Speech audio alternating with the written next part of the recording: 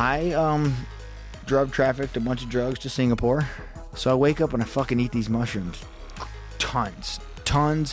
And when I think I ate enough, I ate more.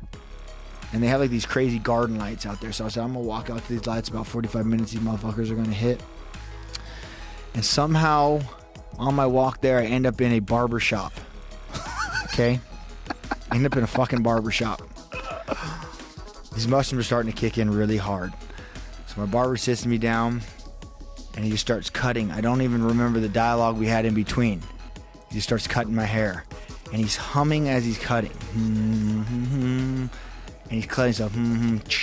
Right, and I hear the clipping of the scissors. And I open my eyes and he's big white hand with paper mache blue scissors are cutting my beard.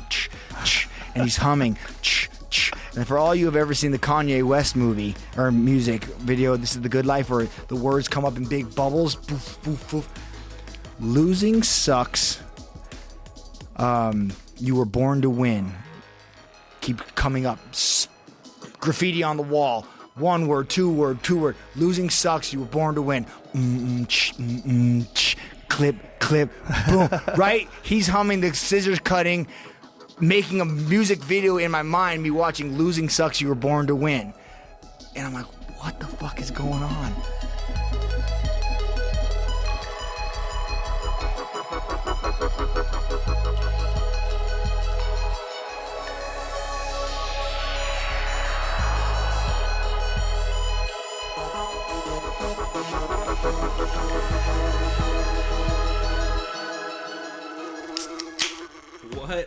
What up, everybody, and welcome back to yet another Sound of Violence podcast.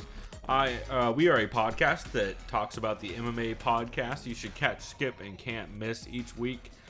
We also check out a new show, and we have a new segment where we talk about co-main event style. We talk about podcasts for the well-rounded fight fan.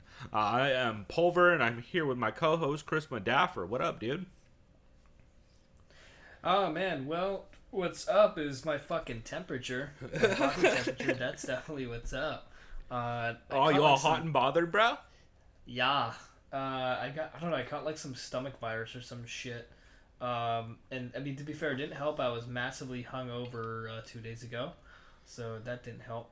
Yeah, but if you got a fever every time you were hungover, I have a lot of fevers. Yeah, and I'd have a lot of problems with my immune system and would probably be hooked up to a machine. So there's that too. But, right. Then again, when you're winning at beer pong, shouts out to Dwayne. That dude's way too good. Him and Clint are like fucking dangerous. Me, I was killing it too. I just kept sinking last cup each time. And shouts out to Trevor. He did well against us, but can't beat us. Sorry, I think we won like 4 or 5 games in a row. Nice. So, I had to do it. Yeah, all while doing 2 fantasy football drafts, too. I played Flip Cup while drafting at the same time. How'd those teams work out? But, yeah, that's how my early week was. So, yeah. I'm nice. I bet. And let's see. We should get into our totally real, super not fake. Doug Stanhope, or Pop-Up Vodka presents Doug Stanhope presents our sponsors. What are you drinking this week since you're super sick? Pedialyte. Advanced Care Plus, berry frost flavor, 33% more electrolytes. Wow, 32% more. Yeah, 33, and it comes with preactive prebiotics, not probiotics. It says prebiotics, so preloaded. Who knows? Prebiotics. Maybe it's a mystery, but I don't even know how to. Tastes good though. I don't even know how to. I know, all right. I don't get it. Sure. I got postbiotics. I'm drinking Crown Royal and Keystone Light, like a goddamn, like a poor person right now. I'm gonna be honest. I am broke as shit. And a 30-pack of Sounds Keystone like you need was some hams. Dude, I just finished the rest of the hams, which is why I had to get Keystone, because I did not have a place with selling hams nearby. Oh, that's right. Shouts out to who is it? Smart and Final? Yeah, shouts to Smart and Final for their fucking super cheap bottles of giant bottles of rum and hams. I do fucks with hams though. Hams is pretty legit. Anyway, we are not a booze podcast, so why don't we go ahead And why don't you kick us off with the MMA podcast you recommend people catch this week? Well, I take this shot of Crown Royal. So, my podcast I think that people should catch this week it's a short, well, he always kind of keeps them about 45 minutes a week. You're Welcome with Chael Sonnen. I like this one because the opening intro, Oh, I God. didn't time it. It's that so long. really It's like long 2 minutes. poem about John Jones. I thought it was so the first half of it was pretty goddamn funny, and then I was like walking to the store listening to this in my headphones, like, wait, he's still going. Yeah, I thought it was funny though. I thought it was well done though. I thought it was pretty good. That's hilarious. Well, I guess you're a big fan. Go ahead. I was gonna say I liked it because it kind of kept me listening, and then he just like immediately starts talking about like the bantamweight division right after that. He was like, that one's for you, John. All right, so speaking of fight stuff, blah blah blah. He was talking about another podcast which will come up, but he talks about the bantamweight division, discusses what he discusses what's Dominick Cruz gonna do next. Basically talks about just the fight possibilities at that weight class. I don't really think TJ's been on any podcasts lately, not that I've remembered or listened to, as far as talk about who he wants to fight next. I don't remember, but I also haven't been listening to Ariel's show, so that he could have been on there. Yeah, that's a possibility. He does talk about John Jones again, though. He goes back to John Jones is doing interviews again. And Chael is really just into this whole conspiracy that they're going to reveal John Jones as the main event of the UFC 230 card at Madison Square Garden. That's the rumor everybody's been talking about. It kind of makes sense because I saw some of those cryptic tweets from Alexander Gustafsson as well. Yeah, but like... I think he said something about like ready to fight soon or something. Yeah, I don't know. but also how the fuck... if he gets cleared by USADA, which should not happen, like, how the fuck does everybody know about it before USADA announces it? That's not how USADA is supposed to work. Yeah. I mean, not that USADA isn't ultra fucking shady and clearly can be influenced. We'll put it that way. Yeah, it's... I don't know. At this point, I mean, obviously everything has a price. I wouldn't be surprised if it's Jones versus Gustafsson too, and I'm all for that fight. Fuck yeah. Yeah. I think we've been wanting... love to see that. Everyone's been wanting that rematch since the first one happened. Was it 5 years ago now or some crazy shit? Yeah, Or maybe. 4, something like that. I think it's already been Feels 4 or like 5 it. years. Something nuts. Yeah. So he discusses that. He basically talks about the California State Athletic Commission hearing with the tainted supplements, yada, yada, yada, how many fighters have had the tainted supplements and which fighters, perspective has either been tainted, pun intended, or ruined, or whatever you want to call it, you know what I mean? There's marks on people's reputations because of the tainted supplements. Yeah, Chael would know a thing or two about that. No, he says, yeah, I know about the supplement stuff. Not the tainted ones. Unless he was tainting them himself. It's possible. He says he doesn't think there will be drama at the weigh-ins for this weekend's card. He thinks Darren Till makes weight. He really believes in Darren Till's confidence after hearing him talk in interviews. That's nothing new. We know he's a confident guy. We know how he carries himself. That's good for a fighter who's only 25. Yeah, he also carries himself at around 200 pounds, which is not good for weigh-ins. Yeah, I'm glad you said that, because I was going to say, that's good for a fighter who's 25, but also good for a fighter who's fucking huge. Yeah. Way too big for that. A guy who literally said not that long ago, I'm cutting down from 200 pounds. It should be fucking illegal. By the way, when was the last time you heard a welterweight who had a nickname the Gorilla? I've never heard of a gorilla. I'm sure there's 14 of them that fought for King of the Cage. I'm sure, but you know what I mean? Yeah. Like, come on. But, yeah, very hyped to see Darren Till fight for the middleweight belt fucking eventually, probably. That'll probably be a thing. But no, Robert Whittaker would be a lot of fun. That'd be an insanely cool fight. In all seriousness, I'm very excited for the fight this Saturday. I think it's gonna be. I think it's gonna be cool. And obviously, we'll get into that in our third segment. We sure will. And how we are. We should also note we are recording this on Thursday, the day before weigh-ins. So, Chris, you remember what happened the last 2 times we recorded shows not after weigh-ins? Yeah. We cursed the fuck out of the event. Yeah. So I'm real worried. But maybe now that we're announcing it ahead of time. We're just acknowledging it. We're acknowledging it. Maybe we're anti-cursing the event. Who knows? We'll find out. But sorry ahead of time. Yeah.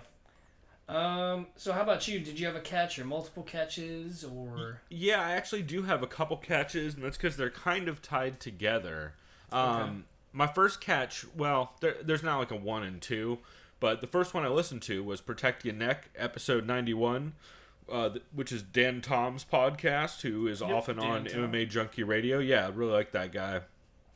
He did a top 5 lightweight winning streaks podcast with Matt Wells, who's from the Slip and Dip podcast, and it's a lot of fun. Hell yeah, dude! That's a good combo right there. Yeah, they're really fun together, and it's cool hearing Dan Tom now that he's writing a little bit less, because everyone is right now. Everyone's like, every media outlet is looking for less writing currently. It seems like. At least in the MMA space, because Conor hasn't been around, I'm guessing.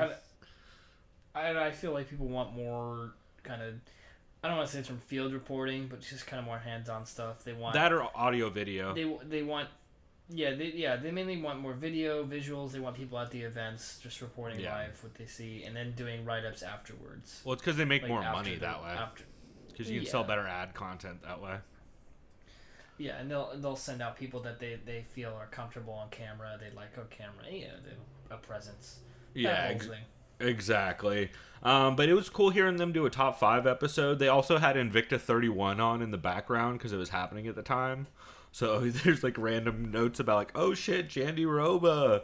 And so that was pretty cool to hear as well. But they do talk a bit about coming up in media during the Conor era and how that like kind of has changed how a lot of the media space works. Just like because MMA got real, like was always pretty clickbaity, but it got real clickbaity after Conor. Conor and Ronda were like the two. And I don't want to give away their picks for the top 5, but they did give a bunch of interesting picks. It's worth listening to because if I just list them off, it's not going to do them justice since they had really good reasoning for why they picked certain people. Like if I say stuff like, oh, like one of them did not have BJ Penn on the list, like that sounds crazy, but their reasoning for why they didn't have BJ on the list is like pretty fair. So it's interesting. It's a really interesting listen, and I highly recommend it. They also give a bunch of honorable mentions for guys they did left off that were like just on the cusp. Guys like Jens Pulver, who would have been on my list, but when you actually look at his record, technically, like his win streak at the time wasn't technically lightweight because back then they weren't even calling lightweight in the UFC lightweight. And then, wasn't it kind of more like a combination between anything 135 pounds and above? There's like, that's a lightweight belt or something like that? Oh, there was no 135 pounders. There was like 155 to 170 or something like, or 145 to 170 or whatever. It was just like I think they just called it everything middleweight under like 205. I remember at one point, wasn't it? I know Pat Miletich. I don't know if he was the first champion at lightweight or at welterweight. I remember at one point. I think there was one of the belts was the same. It was 2 different divisions, but it was one belt. There was all kinds of weird shit happening back then because like they got rid of that division like 2 different times and fucking they were all pissed when BJ won it and then left, and they had a tournament to determine the champion, and then that shit went sideways and ended up in a draw at the end. And like that division was cursed for a while in the UFC. Still was the best fights at the time, but just the UFC could never make happen what they wanted to make happen. So interesting discussion on all that stuff, and I really recommend checking out that podcast. It's just a fun listen. It's nothing like too serious, nothing too crazy. They don't the one thing that I wish they did is I wish they included more people outside of the UFC. A lot of the people they mentioned were like UFC runs. Like some part of it might have been outside of the UFC, like guys like BJ Penn or whatever. But it would have been cool to hear them do more of a like winning streak for guys like fucking Ben Askren and shit like that, where he's just annihilating like absolute monsters back to back for fucking 5 years. Because how do you not have that dude in the list? Or like Pride, there wasn't a lot of Pride guys. I think Gomi was maybe the only one. But yeah, really fun to listen to, and I recommend checking it out for sure. And then the other one I listened to was Slip and Dip episode 67, which kind of ties in since Matt is the host of Slip and Dip. And they had on Steven Wright, the War Man, who is the striking coach he's for... at, that's in Fort Worth, right? What's it called? Yeah, War it's... Maybe he used to be with like Johnny Hendrix's camp. I forget what they used to call that camp. Yeah, I think it's called Team the Takedown. War Room or something. Is what it used to be. I was watching. But yeah, he's at the War Room now. I was watching Embedded. After, Valentina, right? Yeah, exactly. Yeah, that. I was real like, hey, you know what, Nico has some places she can take this. And then I heard Stephen Thompson talking about working with Valentina. I was like, uh-oh, that could be trouble. Yeah. We will get into that later. But yeah, it's a lot of fun. They do talk about how Valentina is training with Steven. And they mentioned that Steven mentioned something really crazy, which I'd never heard before, but totally makes sense. He said that that the 125 division was delayed, and they made 115 for women before 125 because they needed the 135ers to stay at 135 so Ronda had opponents. Oh. Which makes sense in retrospect, right? Yeah. You're like, oh shit, that's of course why they did that. Also, to be fair, 115 is a stronger division. Just has been. Like Invicta 115ers were always fucking killing it. Like girls like Rose and all those young up and comers, Carla, were just monsters down in Invicta, fucking everybody up. So I mean, it made sense, but that's interesting to hear him say that.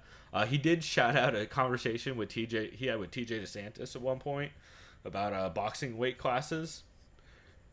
And there's a lot of talk about weight cutting, and he discusses like some of his different fighters' weight cuts, including guys like Hendricks and all kinds of dudes. So that's really interesting to hear. He also talks about sparring stories about guys like Hendricks and Melvin Manhoof, where like Hendricks was one of those guys where everything would be cool and he won't like go hard, but then if you say like throw a kick and you're not wearing a shin pad, Hendricks like he had to just jump in and be like, all right, sparring's over, because otherwise Hendricks will just jump on a motherfucker and kill him. That's pretty funny.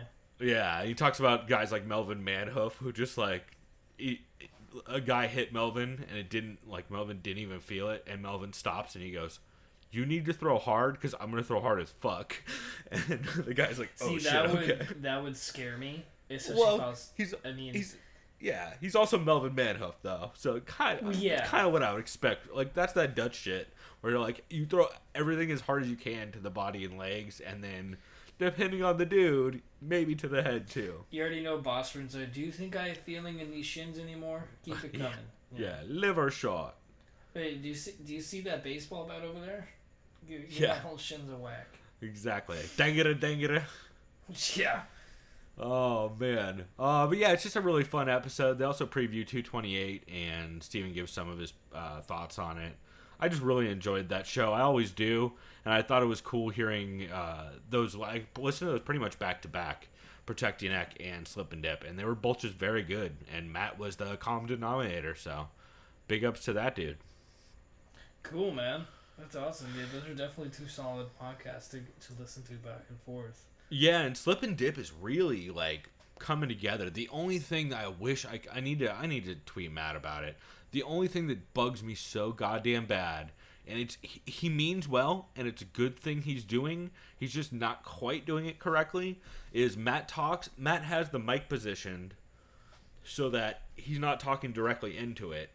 which you're supposed to do if you have the mic fairly close to you. You're supposed to be like off at like a, I don't know, 20-degree angle, 30-degree angle, or something like that, so you're not breathing into it.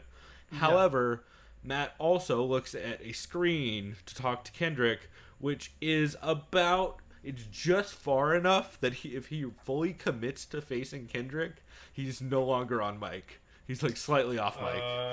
And it's like, it's not bad. You can still hear him fine, but just the audio quality is just a little bit worse. And it drives me nuts, but that's just me being a fucking stickler for that shit. And I shouldn't be, since I can't even figure out how to get fucking Windows to stop auto-leveling my goddamn microphone right now, so. Well, just it's computers problems, that whole thing. And then, of course, you get that fucking snide comment, you should have a Mac, bleh. Oh, well, I should also probably have a legit copy of Windows. That would probably help this problem a lot. Touche to that. Yeah, so now that we've gotten through our catches, did you have any other shows you think people should catch? Yeah, one of them I'll mention is I liked the BBC MMA. They're just pretty short and concise, but they had two very in-depth interviews with both Tyron Woodley and Darren Till. Nick was reporting live from Dallas. He had heard a rumor that Darren Till had actually been lighter at one point than Woodley during the weight cut this week. And I think I read a report. Yeah, right. I think I read a report that currently Till is 178 pounds. He was on Wednesday. Okay. Yeah, he was what? That might be today. So he was 12 pounds off yesterday. I'll just say this: I'm happy to hear that, obviously, because I think for the Thompson fight, I think it was the day before weigh-ins. He was like 180. I don't know. But did you see him at the media day face-offs? Oh yeah, it didn't look good. With his and in fucking the interview, jaw he didn't running. Sound good. No, he looks real bad. Although I heard Tyron sounds and looks pretty bad too right now. Yeah, no, Tyron definitely sounds very tired when he was talking, very exhausted. Yeah. They're both huge, so. And this is why Tyron's been saying, and I'll just say a little bit, so first Till was basically talking about he recognizes he's fighting for himself, not like in a selfish manner, obviously he has family and friends, but in the fact that. Fuck my fucking child. That's what he said, right? Yeah. I don't give a fuck about my child. Yeah. I got stabbed in me back. God, I keep seeing comments like that, dude. God damn it. Yeah, he's basically... What I like about him is he's not afraid of his fears. He's basically saying... They're like, oh, how do you think this fight goes? He's like, well, if I'm honest, he's like, I could get knocked down the first 10 seconds of the fucking fight. He's like, I'm not a dumbass. I'm not going to be one of those guys that's going to just say, oh, yeah, there's no way this guy's going to beat me. Just be all just, like, overly confident. Right. That's what I like about Till. He just kind of keeps it real as far as just how he kind of presents himself. He keeps it so real, in fact, he punches dudes at clubs. Yeah. Oh, you're messing with my friends? I'll beat the fuck out of you. I can basically kill you with my bare hands. That was the fucking weirdest video of him brawling outside that fucking bar. Yeah, it's... Just chasing some poor dude around. That's the last thing I'd be doing is fighting people who don't know how to fight. Because I actually Seems might like kill a good them. way to kill people. Yeah, especially on cement, bro. Yeah. Although it didn't stop not GDS. Or get stabbed again. Yeah, also that. Also, or someone, well, if he's in the States, you're probably going to get shot. Anyways, you see where I'm going with this. Don't fight people who aren't, don't fight people. How about that? Yeah. Just buy someone a drink if they're mad, and then maybe they'll go away. I don't know. Anyways, Woodley appreciates Till for lighting a fire under him. He says this is kind of one of those... He appreciates his last fights that he's had, but this is one he's looked forward to the most in a long time. I'm glad. And one thing I was really happy was that Nick did not ask anything about Colby Covington. They just kind of kept it straight to the point as far as like their opponent that's in front of them. You know he's also super irrelevant at this point. Yeah. And Woodley was saying, I think Darren Till has absolutely the skills to be a future champion, but if he's going to be a champion, it's going to be 185 pounds. Right. And Woodley went as far as to say, I think I'll actually fight him at 185 at some point down the line, because that's what I'm sure. Like he said it before. They both don't seem like they're long for that weight class. Yeah. And then basically Woodley was saying there's absolutely no one else at 170 pounds that hits as hard as me. or has any grappling that's on my level, and he says shouts out to Damian Maya as far as preparing for grappling. But yeah, so I like those 2 interviews. They were good. Nick did a really good job. OJ and Dan also kind of previewed the rest of the card, but I kind of want to highlight on those 2 interviews. Cool, man. Sounds good. Did we want to get to the old skips, or did we want to? Sure, yeah. Why don't we do the, I'll do the Eugene S. Robinson showstopper, style, or actually, I guess it's not the showstopper where he does that, the caveat. Isn't this it's, the one where it's like care, bed wetters, bread gobblers? Yeah, right? yeah. Care, don't care? Yeah. Yeah. What is it? Breedy bread gobblers, work shy individuals. This has less to do with your skills and talents as a fighter and more to do malingerers with... or something. Oh, yeah, that's what it is. Malingerers. But yeah, so just because we have you as a skip on the show does not mean we think your podcast is garbage and no one should ever listen to it. Just means you either did something to bug the living fuck out of me, shouts out to one of the people, or, well, actually shouts out to both the people, or... Actually, one of these could be on your list as well. Actually, both these might be able to be on your list as well. But essentially, we're just saying this episode was not worth the time we took to listen to it, or it was so aggravating that we had to stop listening to it. Which brings me to, I have 2 skips, but I'm not going to talk much about one because you already mentioned it. Shouts out to Chael and his fucking Doug Crosby poems. Drives me goddamn nuts. Yeah, so we're on the opposite. Maybe that's because I hadn't really heard it before, and I thought it was funny for like the first maybe 30 seconds to a minute. But then I realized I wasn't even paying attention.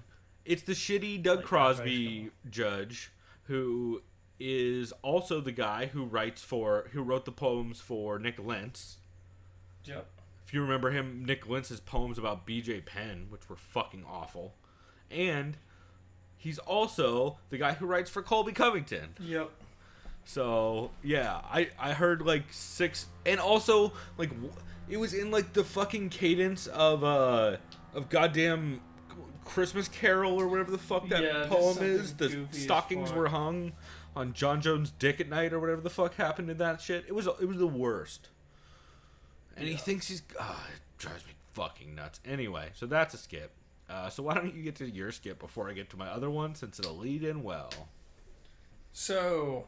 My skips, or as Shannon Sharp would say, skip. Skip. That's not true, Skip. Yeah. Nate Diaz is not a sumo wrestler, Skip. Yeah, he's very versed in Brazilian Jiu-Jitsu. So Brazilian? And yes, people, he actually did say that like a year or 2 ago. It was really awkward and weird. He said all those things. Yeah. So my skips, I think there's about 5 podcasts. Oh, wow. I didn't write them down, actually. I just remember reading through maybe like 4 or 5 of them. I can name a couple. Mine are all podcasts that mentioned Logan, I Laugh at Dead Bodies, and Disgrace Japan, Paul. That's right. Yeah, Logan Paul. Yeah, that's. I don't even want to say his name again. That dude is... Darren Till called him a cunt in a tweet, so thank you, Darren Till. Cunt. Yeah, he's also just not fucking entertaining or funny. He's great if you're like about 11. Yeah. Shouts out to MMA Beat. Shouts out to Ariel. Shouts out to everybody. It's fucking the worst. Yeah, I just know Ariel talked about it. Oh, he did. He talked about it in the New York Rick segment, and I don't even listen to that show. But everybody writes fucking recaps about that show. So, yeah, man. I guess that actually leads me in well to my skip, which is Bushido Talk, episode 234. I tried. I fucking tried, man. I was like, I should give this show another shot. Is this the one with your girl Naya, or is it the other chick that's with Tommy Toho? It's your girl Naya. Okay. Which she does have a great line in this. It's fucked up and I don't like it, but it's funny. Let's see. So Tommy and Naya, of course, host. Tommy does shout out how good the Invicta card it was, the Invicta 31 card, which check it out because it was fucking incredible. Except for the one chick who threw a fucking knee to the head of a downed opponent and a headbutt in the same fight. Like both were actually 2 knees to the head of a downed opponent, neither of which got called. And then she straight up headbutt her. Like, not even pretending to fake that it was a headbutt. Just straight up headbutted her. And it was like her second or third fight. Pro fight. Wonderful. She had a bunch of AMI experience. So, yeah, real dumb. Anyway, next they talked about Sage versus Logan Paul. Oh, boy. Yeah. Nia is just going full ASMR. Just going real breathy on it. It's like, I think it's really interesting, but also I don't think it's really okay. But here's a direct quote. I'm getting wet thinking about that kid getting kicked in the teeth. That's a real quote. No. Here's some more Nia quotes. I think Sage could be a great commentator for Fox or like a UFC executive or something down the line. So it would really hurt his brand to get involved with somebody like Logan Paul. I think it's not the best idea, and I think he is better than that. Yikes. Also, Donald Cerrone is a diva because, oh my God, gyms have to pay rent. And if you have a problem with that, then you probably shouldn't be at that gym. That's why I pay for a private gym. All direct quotes. Those are all real quotes. Good impression. Yeah. Dude, it was way more breathy and like fucking cringe ASMR. I swear to God. I'm like at this point, and this is coming from me. I used to have asthma when I was a kid. Like I'm surprised there haven't been people who've like breathed too much, or you can hear them take a breath out of their inhaler, or just something insane. Oh, you know what I God. mean? She just, yeah. Yeah, the reason why the rest of this was a skip for me is John Jones. They talked about John Jones DC beef. They talked about whether or not Till makes weight. And then they talked about American Psycho. They barely talked about 228 at all. They basically talked Logan Paul, John Jones, Till making weight, and movies. Shouts out to Bushido Talk. I don't know, man. There's a reason why I stopped listening to that show after Hackelman left. But I also can't listen to Hackelman's podcast because it's pretty rough. Yeah. Oh, God. Struggle's real, bruh. All right, cool. You want to get into the can't miss show for this week? What show do you recommend people not miss? For me, it was Believe You Me, and pretty good one. I liked it mainly because of the multiple angle story of Michael Bisping and Dominick Cruz almost coming to blows. I think, when was this? He was like 7 or 8 years ago. Yeah, it was when he knocked out his brother. Yeah, right. According to Dominick Cruz. So, Bisping talks about his love-hate relationship with Dominick Cruz and how Cruz has tried to fight him after going out drinking on multiple occasions. Basically, they explain, I can't remember where they were, but they're at some bar that Fox Sports' Jay Glazer owns. Yep. Which probably an LA bar, I would assume then. Yeah. So I think it was after they got off work at the Fox set, which is in LA. Okay. Yeah, then that's where it is. Basically what happened is Cruz had a bunch of tequila shots. It was basically trying to convince Mike, I can beat you up, that kind of thing. Let's have a go at it. Michael said he had a couple drinks as well, and he was just saying, there's no way you can do it. And Cruz was like, I have more speed than you, blah, yada, yada, yada. And then at one point, what was it? Cruz says, your brother Adam comes in and says, guys, stop fighting. And then he's like, then you just knocked your brother out cold right into the bar and just like made a scene. And then he's like, Jay Glazer, and Dom's like, who's out of breath and fat. He's just yeah, Dom's such a dick. Guys, what are you doing? This is my bar. Or something like that. Because of course Dominic doesn't give a fuck. He just kind of says what he thinks. Yeah, I mean, you can kind of tell when he said you knocked your brother out, that was he was embellishing, he was adding to the story. Yeah, but he also did it with a pretty fucking straight face, or at least straight sounding face. Yeah, he has a very stern way of putting things. It was super dry, yeah. But you could tell it was a joke, but it was like the driest joke of all time. So then after that, what was it? Then Bisping explains his side of the story, right? I think Bisping explained his first. Oh yeah, he explained his first. That's before they talked to Dom, and then Lewis was of course a dick and brought it up, and then I think that's after that is when his brother calls in. Yeah, and what did his brother say? He says, "You didn't knock me out, you just slapped me, or you grabbed me." Yeah, I think so. Something like that. He's like, we kind of roughhouse. You know, you didn't knock me out though. Yeah. But either way, it was funny. Yeah, it's hard to kind of recap it because you'd have to listen to it for yourself. It was all over the place. Like, at one point, Lewis asked Dom whether Dom thinks he could beat up Bisping.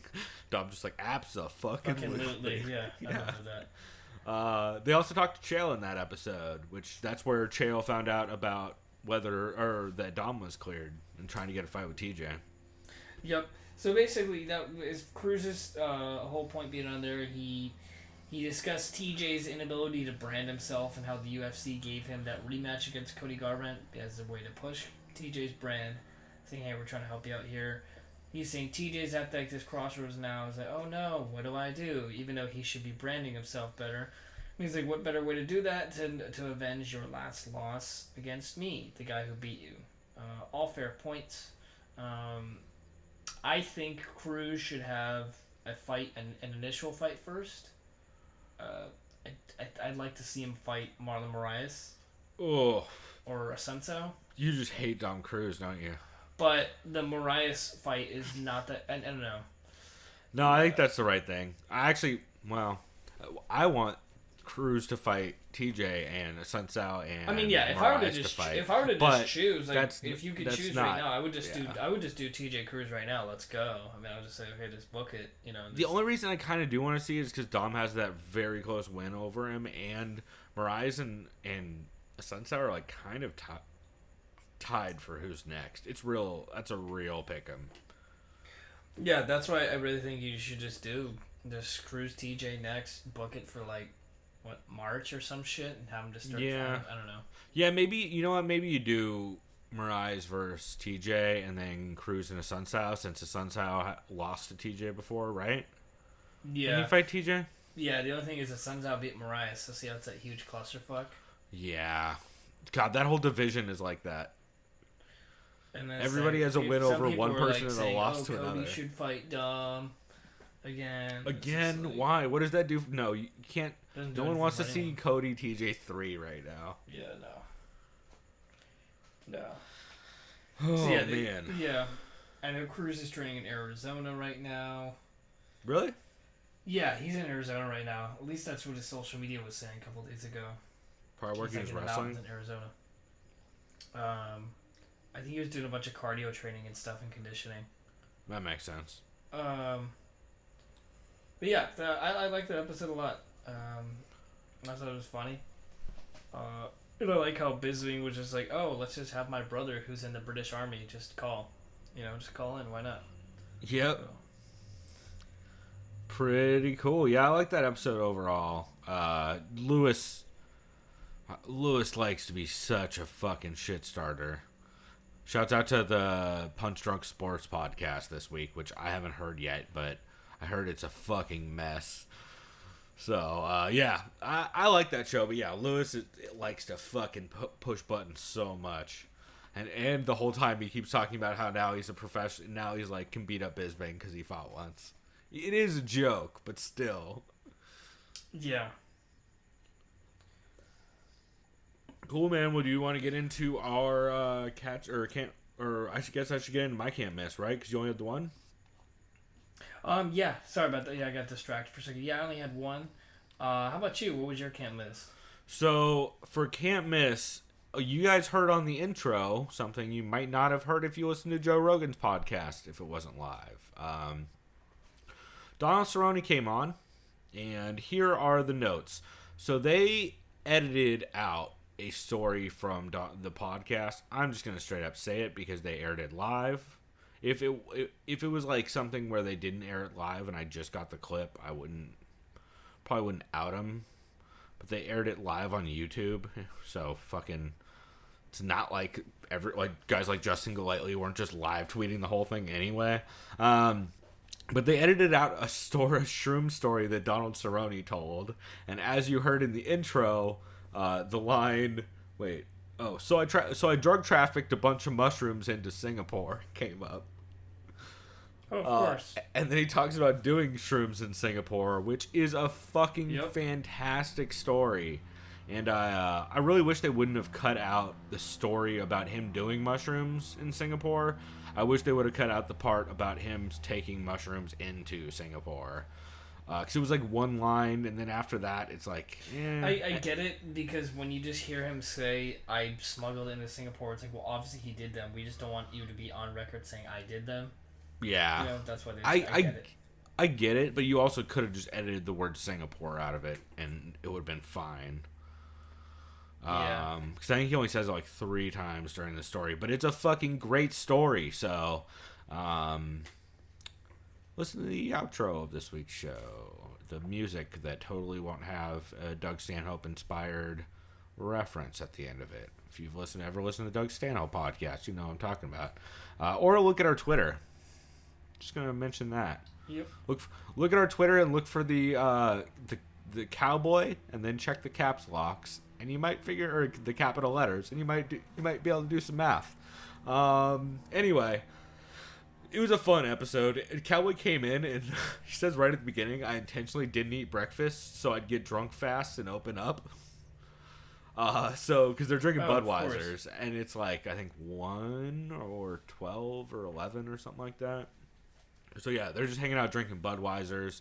And Rogan brings up that he was supposed to have Greg Jackson and Mike Winklejohn on that day. But he talked to Cowboy, and he just wanted to have Cowboy on instead to talk about the Jackson Wink thing. Because, of course, Jackson Winklejohn, well, everybody's seen the stories by now, but Jackson Winklejohn, of course, is cornering Mike Perry in the fight. Not Donald Cowboy Cerrone, who's been there for 10 years. Shouts out to Rashad Evans. And Donald Cerrone just goes off, calls it a puppy mill, says Wink is running the gym into the ground, and then it's all about money. Talks about bums coming off the streets and sparring pros. Mike Winklejohn siding with Mike Perry because he gets paid by Mike Perry as his actual coach, whereas only Greg Jackson gets paid by Donald Cerrone. The receptionist for a chiropractor upstairs is their head wrestling coach, who's a JUCO wrestler that got booted for selling steroids, he alleges. Rogan tries to do chew with Cowboy again. He tries to do dip with him, and it goes terrible. Rogan doesn't just swallow it this time, because I don't know if you watched the last time when Cowboy was on, and Rogan's just swallowing the fucking dip spit the entire time. No, but I think I remember he mentioned it one time. He did it for the whole show. Dude, yeah, he must have been pretty sick. No, he said he was fine. Huh. Dude's a goddamn animal. But this time, he was trying to do it, but he was also drinking beer, so he just kept swallowing, the dip was just like a mash all over his mouth. So he ended up spitting it out like 5 minutes later, because he's awful at that. They do mention that, Cowboy mentions Michelle Watterson is actually starting her own gym also, which is pretty cool. Nice. Cowboy's transitioning full-time to be at the BMF ranch. And then from there, they just talk about a whole bunch of shit. As I believe it was Justin Golightly described on Twitter, Rogan and Cowboy smoke a blunt full of astronaut weed, and then shit just goes off the rails. They talk about Cowboy breakdancing. They talk about DMT for like a long-ass time, because Cerrone went and did DMT with Aubrey Marcus, a.k.a. Chris, because that's his name. Whatever. Aubrey's a nice guy. I've met him. But anyway. So he explains his crazy DMT experience, and then that's where he gets into the drug trafficking a bunch of shrooms into Singapore. So if you guys, like I said, look at our Twitter, and you might be able to find some tidbits. Look for the fat grinning Cowboy. Not that that's related to this show I'm talking about at all. You might be able to find some stuff, but the edited part starts at 58 minutes of the video version, 48:35 of the video version and 58 minutes of the audio version, and it's about a 25-minute story about Cowboy smuggling shrooms into Singapore and then doing them and getting his hair cut on shrooms, which is a pretty cool story. I really liked it. He also mentioned that he's microdosing mushrooms nowadays, too.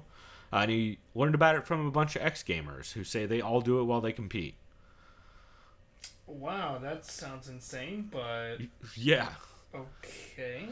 Yeah, it was pretty interesting. He also said it's a big secret in the community of the guys at the X Games. They all I just don't see shrooms. how the fuck you could be on that and like. Well, if you're microdosing, you're not actually tripping, but you're just getting like that. Oh, sorry, initial I didn't buzz hear. part.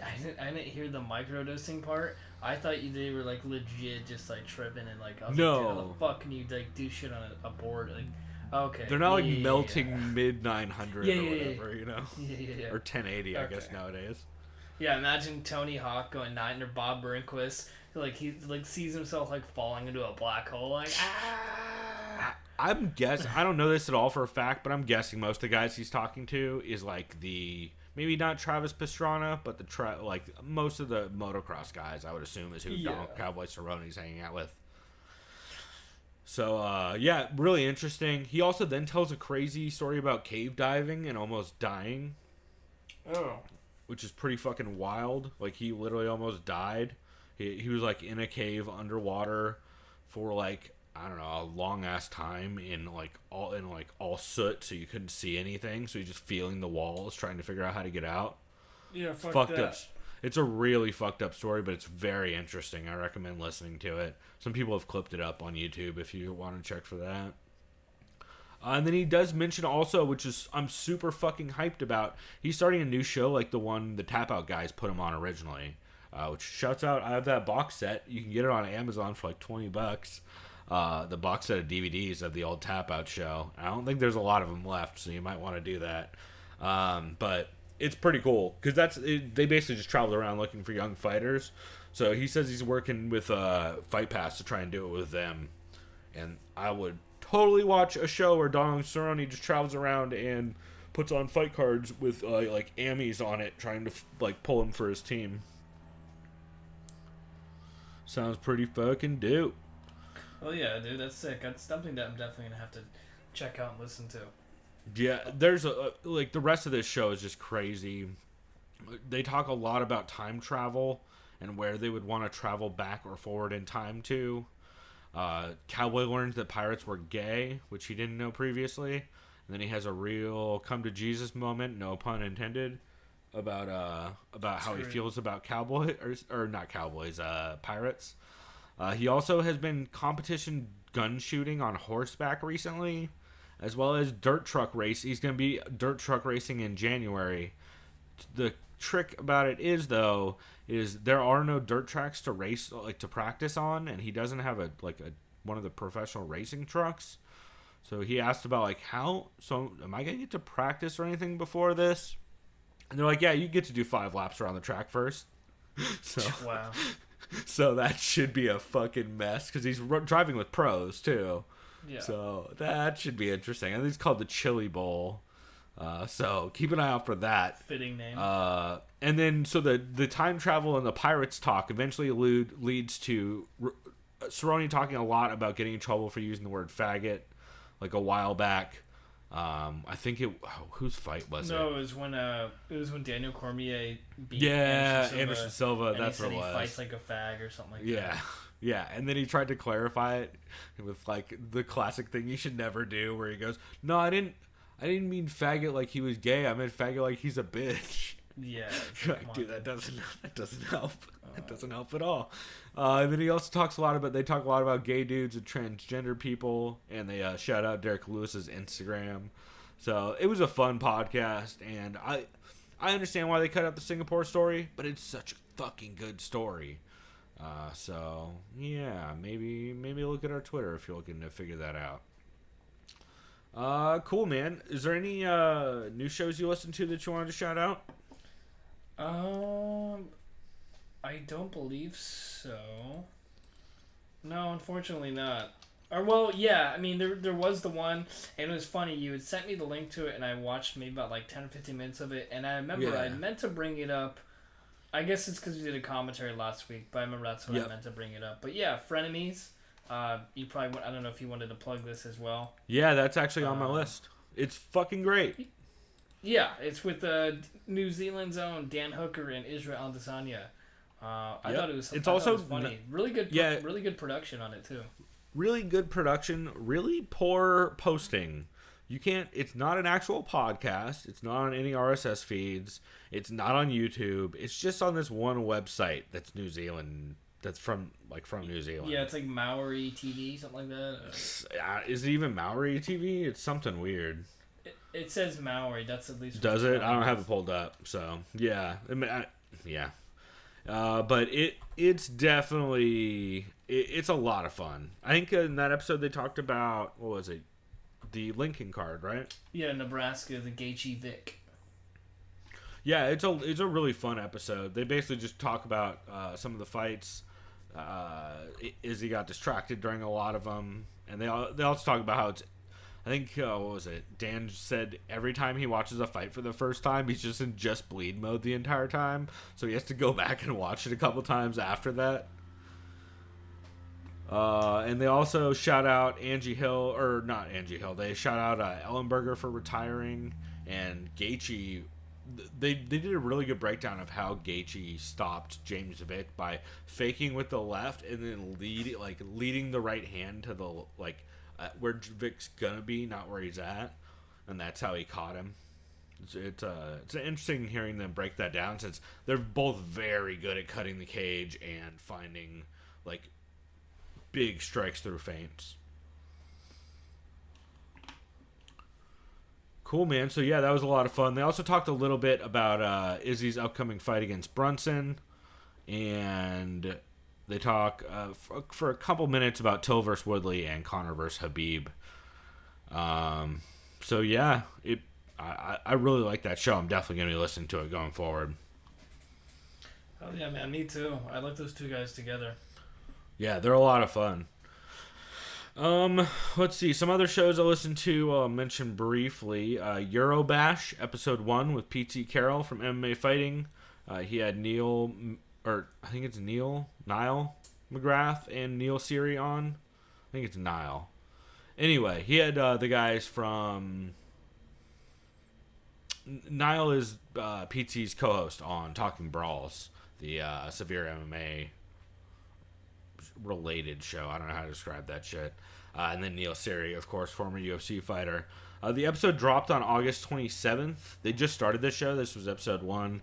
Episode dropped on August 27th, and it was taped 2 weeks before that. So it's a little bit dated, but they do mention Conor Khabib fight, since that news just dropped right when they were recording.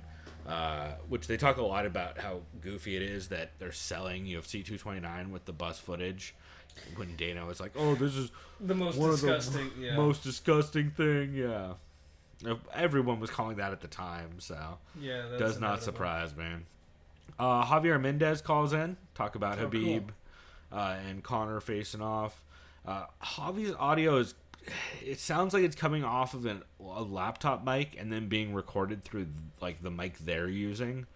It's not great. There's also someone doing dishes in the background, so that makes it a little tough. Is his name Trevor? It's for real, right? Shouts out to little Trevor. And then they talk a bit about the Brooklyn incident with Javi. And after that, they just get into some of the news, like Bellator signing a bunch of Bama talent, Woodley Till, Cage Warriors making a big comeback, and Kareem Zidane story about ACB and Fight Nights Global losing a lot of their funding. So it was just an interesting show. I'll definitely listen to it off and on, but it's not like it's their first episode, so I'm interested to see where they're going. But it reminds me a lot of the BBC MMA show. Okay. Reminds me a lot of that, but without Dan Hardy. So. All right, nice. Yeah, not too bad. And then the only other new show I listened to, which was really, really fucking good, was MMA by the Numbers. He did an episode, I believe it's hosted by Jason Shandel. I think it's Shandel. MMA by the Numbers is a show where it's all stats focused. If you follow him on Twitter, he's just constantly posting stats about basically just percentages of strikes landed and accuracy. It's all stats based. So that's how he breaks down each of the fights. He's just like a statistics junkie in a sense. Yeah, just kind of 100%. That's cool. He probably loves like websites like 538, and he probably has a bunch of Google Analytics plugins and Yeah, like Fight that Metrics. I'm sure he lives off of and all that. Yeah, it's absolutely fantastic. I'm a big fan of it. It's around 40 minutes or so. He goes through and gives picks for every one of the fights with extremely detailed stats. It's incredibly interesting. He's also super excited the entire time and just like hyped to talk about it. So it doesn't come off as like really dry, like some dude just reading stats to you. It comes off as just a lot of fun. He seems very hyped, which I always enjoy. And he gave a lot of insight into matchups that like parts of matchups that weren't previously obvious to me. Stuff like which fight was it? I have it on here. Oh, Nico versus Roxy, which is like one of those fights where if you look at it on paper, you're like, holy shit, they both threw 400 strikes in that fight. But then if you look at why they both threw 400 strikes in that fight, it tells a very different story than just the number alone. So he does some good insight into stuff like that, and just kind of gives context to how each of the, like, how the numbers tell a tale, but they don't always tell the same tale, and you kind of have to bounce a bunch of them off of each other to get a feel for stuff. He also does stuff like he caps older fighters' stats, like Miller and Sanchez, to their last 5 or 10 fights, so that way you're not getting all this data that's no longer really relevant for guys like that, especially Sanchez, where, like, if you take Sanchez's early stats from fucking 2005 or whatever, it's going to be way different than his stats from his last 5 or 10 fights. So I just really enjoyed it. It's quickly paced. I just really like that show. Also, he's evidently doing a DraftKings preview show later this week as well. So I highly, highly, highly recommend checking out MMA by the Numbers. I already subscribed to it. I'm fucking in. I'm adding it to my like MMA Vivisection Care Don't Care list of preview shows. Then I'm enjoying it. Cool, man. Yeah, that's like that always reminds me. I always keep hearing people tell me about DraftKings, and I've still never done it. I need to give that shit a go because it's weird the way it works, but it's fun. Like, because essentially, it's one of those things where you get points for each person. You get like a certain. You have like a lineup for each, like a weekly lineup, that kind of thing. I'm sure you know how that stuff works better than I do because of real sports. It's just mostly something that's used for football. Yeah, I figured. So, but it's a lot of fun. Let's see. So, we should get to our fights for well-rounded fight fans. What the fuck does that mean? Podcast for well-rounded fight fans in honor of Co-Main Event, who actually just did their commentary on the book Fletch, which I listened to part of, and that book sounds crazy. I'm probably gonna have to read that because it sounds nothing like the movie. I know, it just makes me think of that movie. It's a long time ago. It's evidently nothing like the Chevy Chase movie. Okay. So, let's see. Well, I want to start off the well-rounded podcast picks with actually Judo Bill. The homie Judo Bill sent us over a recommendation because we recommended to him. Well, not even to him. I think we recommended on the show a while back when Pat Wyman left Heavy Hands. He is full-time doing Tides of History, which is a fucking fantastic show. Basically just a history podcast. So Judo Bill sent me a message saying, like, dude, Tides of History and Hardcore History are so goddamn good. And I think he said he's caught up on all of the Tides of History stuff that Pat's done, early season, the middle of it. And yeah, those shows are fucking fantastic. If you at all are interested in stories about history, and they're not dry, like they're very well researched and thorough, but they're not dry. They tell interesting stories about the stuff. They're not just reading dates and being like talking about museums or whatever, you know. Nice. Yeah, I remember you had mentioned this to me, and unfortunately, like the piece of shit that I am, I didn't get to a non-MMA podcast this week. I don't know if it's because I got sidetracked or probably is mainly because I got sidetracked by goddamn fantasy football. Well, there you go. Do you have a fantasy football podcast you listen to? fuck, like on Sunday, it was just the Fantasy Footballers podcast. I always forget those guys' name. I usually listen to them and then Damashek's. But I listen to Damashek's just because his is entertaining. His is like an entertainment value one, which I know I've mentioned. It's just called the Fantasy Footballers podcast. I always forget the guys' names, but I usually go to that if I'm like panicking and shit. But I end up having a couple good drafts, and that's one thing I'm looking forward to. And don't get me wrong, I'm not gonna ever mention fantasy football except after this episode. I'm just gonna try not to mention it if it's. I'm gonna try to keep the non-MMA podcast non-fantasy football related, is what I should say. Because like you already know how fucking popular fantasy football is. You already hear probably from your coworkers talking about it. You know, how dude, that I don't shit know. goes.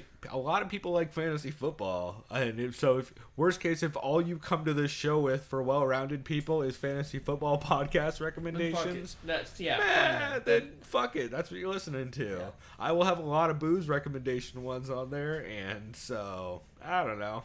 Do what you do. Yeah. Either way, listen to that, and it's been a fun work week for me because I've been two leagues at the same job I'm at, and it's just so much fun shit talking people, especially at the bar or whatever. I bet. There's this guy that I'm playing against. He works in the fine dining section of the restaurant that I work at, and he's very loud. His name is Kyle. Very loud person.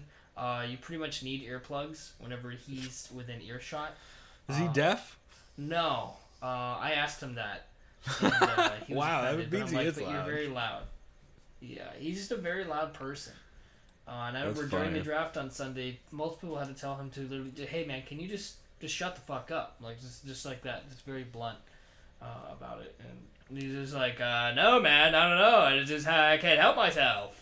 Just like that. Just like Jesus Christ. So, what's worse is this guy's actually really good at fantasy football. So that is worse. I need to beat him. Yeah. Yeah. Then The last thing you need is loud dude talking shit to you. Shouts out to my team logo being a gif of Lloyd Christmas from Dumb and Dumber ignoring Harry when he's yelling at him in the van with that one guy in the middle. It's pretty great. Nice. Yeah. That is pretty legit. It's almost as good as my Salty Kawa MMA fantasy picture. Yeah, or my portrait of that's Habib not looking impressed next to Robert Brighton. Yep.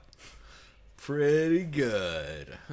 So my well-rounded pick this week, is a show that I have been listening to and catching up on actually over the last, I'd say, week or so. Because we had that week off where we just did the commentary. So whenever we have a big week off like that, I generally take a break from MMA podcasts, apart from like ones that stand out to me. Like, I still listen to a handful, but I don't listen like all day at work like I normally do. So instead, I was listening to a ton of the Giant Bombcast and Giant Beastcast, which Giant Bomb, actually, fuck GiantBomb.com, Nuke.com is where it's at, because they own a bunch of dumb URLs. But Giant Bomb is a video game review website, if you want to call it that. It's basically just a bunch of dudes who are ex-GameSpot folk, ex-GameSpot and... God, I don't even remember where they were before that. Oh, dude, game crazy. Just kidding. Yeah. But they're a bunch of dudes who've been in the game industry forever, and they just do a weekly podcast talking about releases and bullshitting. They have two separate shows. The Giant Bombcast is their West Coast crew, which is Jeff, Dan... Nope, Dan's not on the West Coast anymore. Jeff... Who the fuck else is there? Brad... Rory sometimes. There's a fuckload of people. I'm not going to list all like 10 people on each side. But they just talk about video games. It's fucking hilarious. They have a lot of dumb bits. Their website is also great. They played every Mario Party game for the longest amount of turns and fucking just got hammered while they did it and absolutely hated the experience. It's a dumb website that does a lot of fun shit with video games. They also just started a new, on their Giant Bomb Presents feed. If you look up the Giant Bomb Presents podcast, they do a full, kind of like long form podcast now, for video game reviews. So I think there's an hour up on the new Spider-Man game that they just did. Yeah, which I will be thinking about when I'm not having a blast in New York. Yeah, which is ironic because everyone else will be playing Spider-Man. Yeah, and what's around where you're actually at. Everyone with the PlayStation will be, but yes, right. And if you don't have a PlayStation by now, what are you doing? Say, who has an Xbox and not a PlayStation at this point? Yeah, or who has both? Like me, right? So I was gonna just say. have both. Seriously though, I already know when I'm on the subway in New York, there's probably be a massive fucking banner spread inside the subway, and I'm just like, God damn it. Oh, 100%. There's just gonna be like weird web posted everywhere. Yeah, that's a good point. There probably will be. So, yeah, pretty sure. That's cool, man. I've never tried listening to like a video game podcast, but it definitely sounds like it would be entertaining, especially if they just kind of just talk about. I mean, just that in general, really. Whether it's like stuff from like big time developers or indie developers. I guess the term is AAA developers, I think. Yeah, it's AAA and indies, and they play everything. They're also know a shitload of developers as well, and it's just interesting. They also play a lot of dumb shit. Like Jeff played through all the Garfield games for like PlayStation 2, which are fucking awful. Garfield Saves Irene might be the worst. I thought, fucking dude, I game literally I've ever was seen. hearing that come out about this Garfield Saves Iran or Iraq. Like, what the fuck? Was that a game?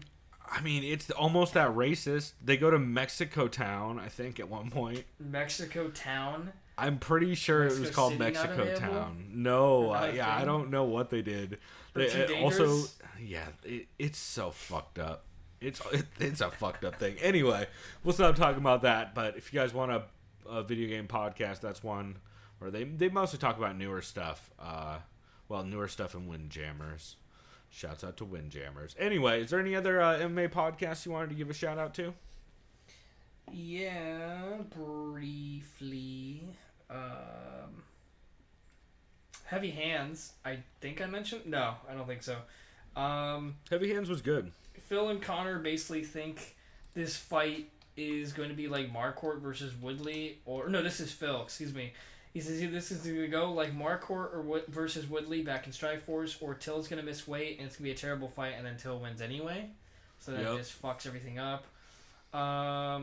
They talk about Darren Till being more of a pressure fighter, so this could be very interesting, especially since Woodley's weakness is being backed up against the cage. Look at the Roy McDonald fight and the Marquardt fight.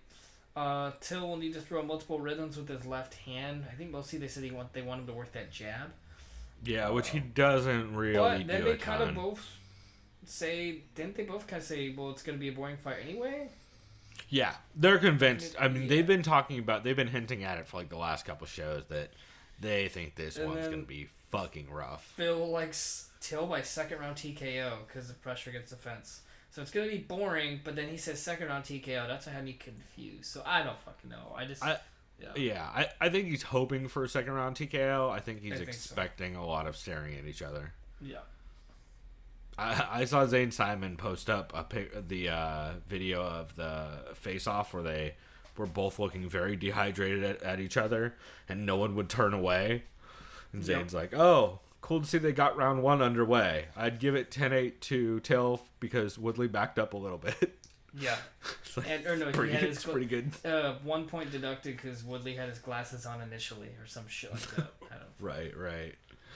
Oh, it's pretty good. And then the only thing else I want to mention, Care Don't Care was interesting in the point that Eugene says, I can relate to Louis C.K. in that I've also masturbated in front of other people. And I was like, okay, that's going somewhere. Does not surprise me. And I'm not even a little surprised bit. either. Yeah. Yeah. He said, but I didn't lock any doors or force anyone. Right. That dude has a million Which, crazy by the stories. way, I don't That's think the Louis least of which C.K. I've did heard. that either, but it doesn't matter because Louis C.K. is he's just massively in the public eye, so it's different. Anyways, yeah. By the way, I heard he's doing stand-up again. That's a thing. Yeah, he did do a show. I don't want to get into it. Yeah. I don't care. Yeah. Yeah. Anyway, moving on. Way of the Warrior, episode 400. It was a pretty good episode. They had some interesting stuff. They mentioned they're going to be changing the way they're doing this show. Well, actually, they opened joking that if Till doesn't make weight, they're ending the show. And then That's they're like, great. well, we pretty much doing the show then. Didn't the if that's description say, case. like, episode 400, is this the end? Yeah, the end question mark, Yeah. I believe is the name of it. They are changing up how often they do shows, though, and what events they cover. They cite stuff like the increasing number of MMA podcasts and just the fact that they shout out guys like Ariel and everybody who, if you're looking for that kind of content, you can get that kind of content. They mentioned they're going to start doing less shows throughout the end of the year, and they might start doing more shows about like pro wrestling and other shit they're into, which I don't know. It could be fine. I like them. They're fun, but I liked their show about MMA more probably. They also talk a little bit about no one having any faith in Nico in this fight, including them.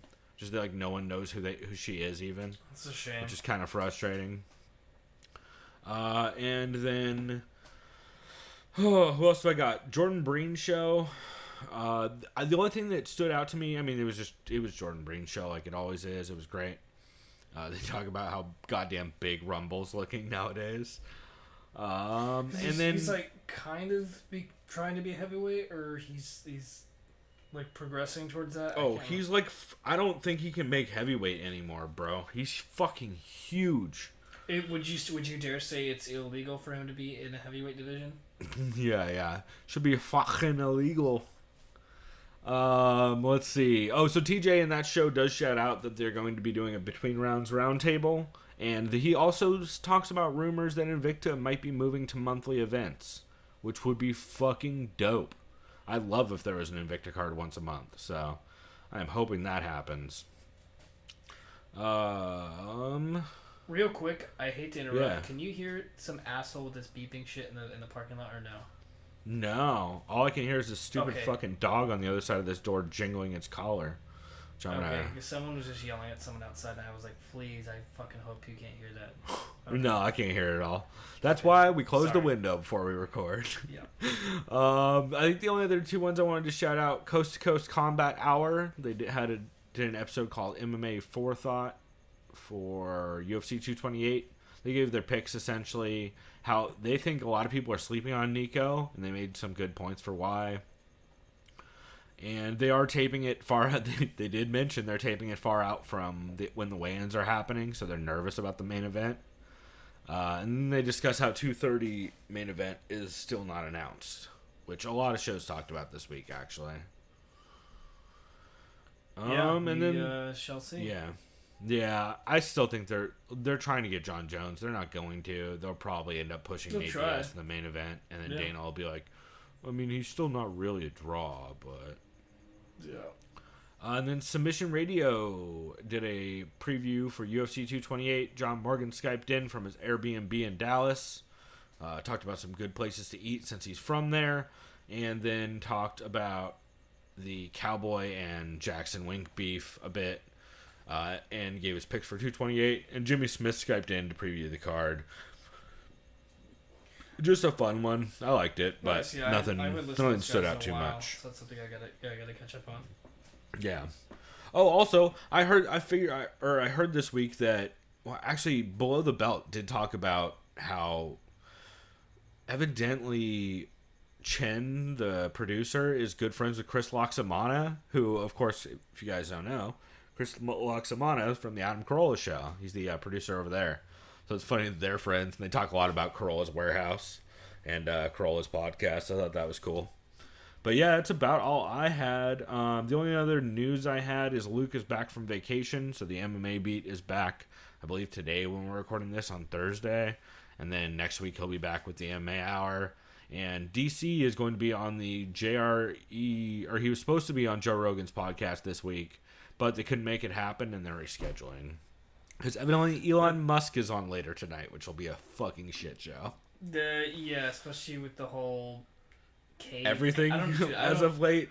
He's said all kinds of crazy shit lately. He must be like deep into some alcoholism or some shit. Like I don't know. But anyways, I was gonna say, speaking of JRE, you probably saw this as well. TJ Dillashaw and Dwayne Ludwig will be on JRE September 12th. I did not see that. That's dope. Yeah, next week. So that's when we'll probably get some clarity on where his head is at. My guess is he's going to take some time off. I hope not. I hope not either. I mean, the Homer and me, I wanted to fight Cruz because that could be hype as fuck. But the part of me that stays neutral says, no, you need to fight Marlon Moraes, because that'd be a banger of a fight, too. So. Yeah, I'm guessing we'll probably see TJ again, probably beginning of next year or so. Yeah. Maybe that like one big card they do in January or February. That'll probably be the one that they try do. to do. That's the one that they'll probably try to have DC versus Brock. If I don't know whenever Brock's gonna get cleared. That one was March, I think. Okay, then yeah, or maybe it's like late February, because I know Brock is still trying to get through his, through the thing he should have gotten through the first time. Shouts to Mark Hunt. Yeah. Cool, man. Well, we will go ahead and wrap this segment here, and we will be back to talk about 228 and give our picks. I am pretty excited about it. Should be a fun one. Hell yeah, brother. Cool. Well, in the meantime, wait, do you have any clips that we should play? I'll get back to you on that. I have to think about it. But you know what? Why don't we play the clip of Dom talking about Bisping knocking out his brother? Story. That's pretty good. Perfect. All right. We will play the clip of that Dominick Cruz tells that is super legit about how Bisping knocked out his brother in front of everyone like an asshole, and we'll be right back.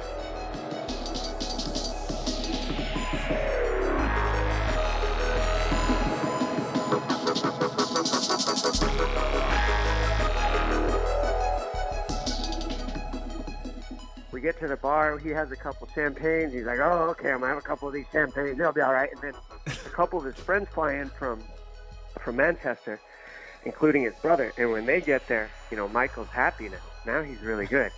So a couple more champagnes. I love the other side.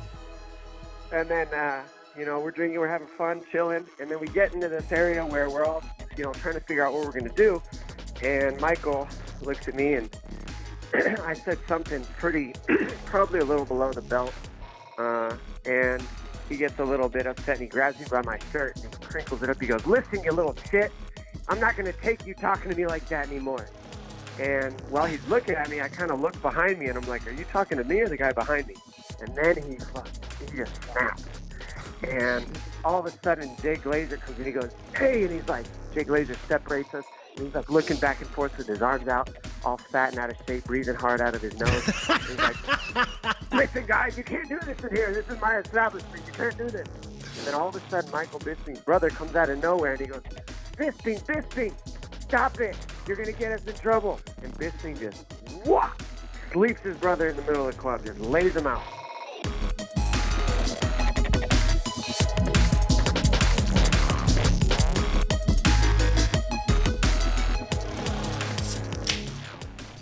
All right, everyone. We're back. Yeah, we are. The preview segment of episode 87 already, which we didn't mention at first. I know we haven't been doing that. But I'm so bad at mentioning the numbers ahead of time. Yeah, we should do that. Well, to be fair, it's episode 87, but also we do recap shows that we don't count as episodes, and we do commentaries that don't count as episodes. Yeah, it's like our pay-per-view 87. Yeah, I think Sound we're of Violence 87. Yeah, I think we're like near the 110 or 120s technically, but yeah, no, for our actual segmented podcast about MMA podcasts, yes, this is number 87. Welcome to it, motherfuckers. So this weekend, this Saturday, we have a good one. UFC 228 in Dallas, Texas. Yeah, which we should mention. Dallas, Texas is dangerous for fighting. Let me scroll down. Are you going to mention the Texas State Athletic Commission? Sure am. Okay. So let's see. Okay, I think you know where you're going with this. Yeah, you 100% do. So, Texas is famous for flagging people for marijuana. Mm-hmm. Like, real famous for it. Courtney Casey? No, was she the tainted supplement? No. I've got an entire list. So we at one point, I don't know if we've talked about this on a show yet. Who was it? Here, I'll let you go ahead and read off the list, but I know names that you're. Yeah, we tweeted out I did some research because I was real bored at work and I didn't want to do whatever I was doing. So I looked up every single time someone got flagged for popping for marijuana post fight. And I did the math on the win-loss record. I believe the win-loss record is 12-7 overall, which shouts out to weed. Evidently, you do help, kind of. A lot of split decisions, actually, which is kind of crazy. But you would think, who would you think would pop the most? Well, I already said Texas so many times. You know it's going to be Texas. But you would think it would be Nevada, right? Because so many cards happen in Nevada. You would think Nevada would have the most people pop for weed post-fight. Yeah, and because of the fact that it's legal there. Well, now it is, but yeah. So only... But you know what I mean. Yeah, as far as on a recency basis. Right, exactly. So only 3 people have popped in Nevada post-fight, which is Nick Diaz, Diego Brandao, and, of course, Nick Diaz against... it says UFC 183, but I could have... Oh, wait. They didn't drug test at Pride 33. What am I talking about? Did they? Probably not. not. Wait. I forgot. There's only a UFC list, so of course it doesn't have the Pride one on it.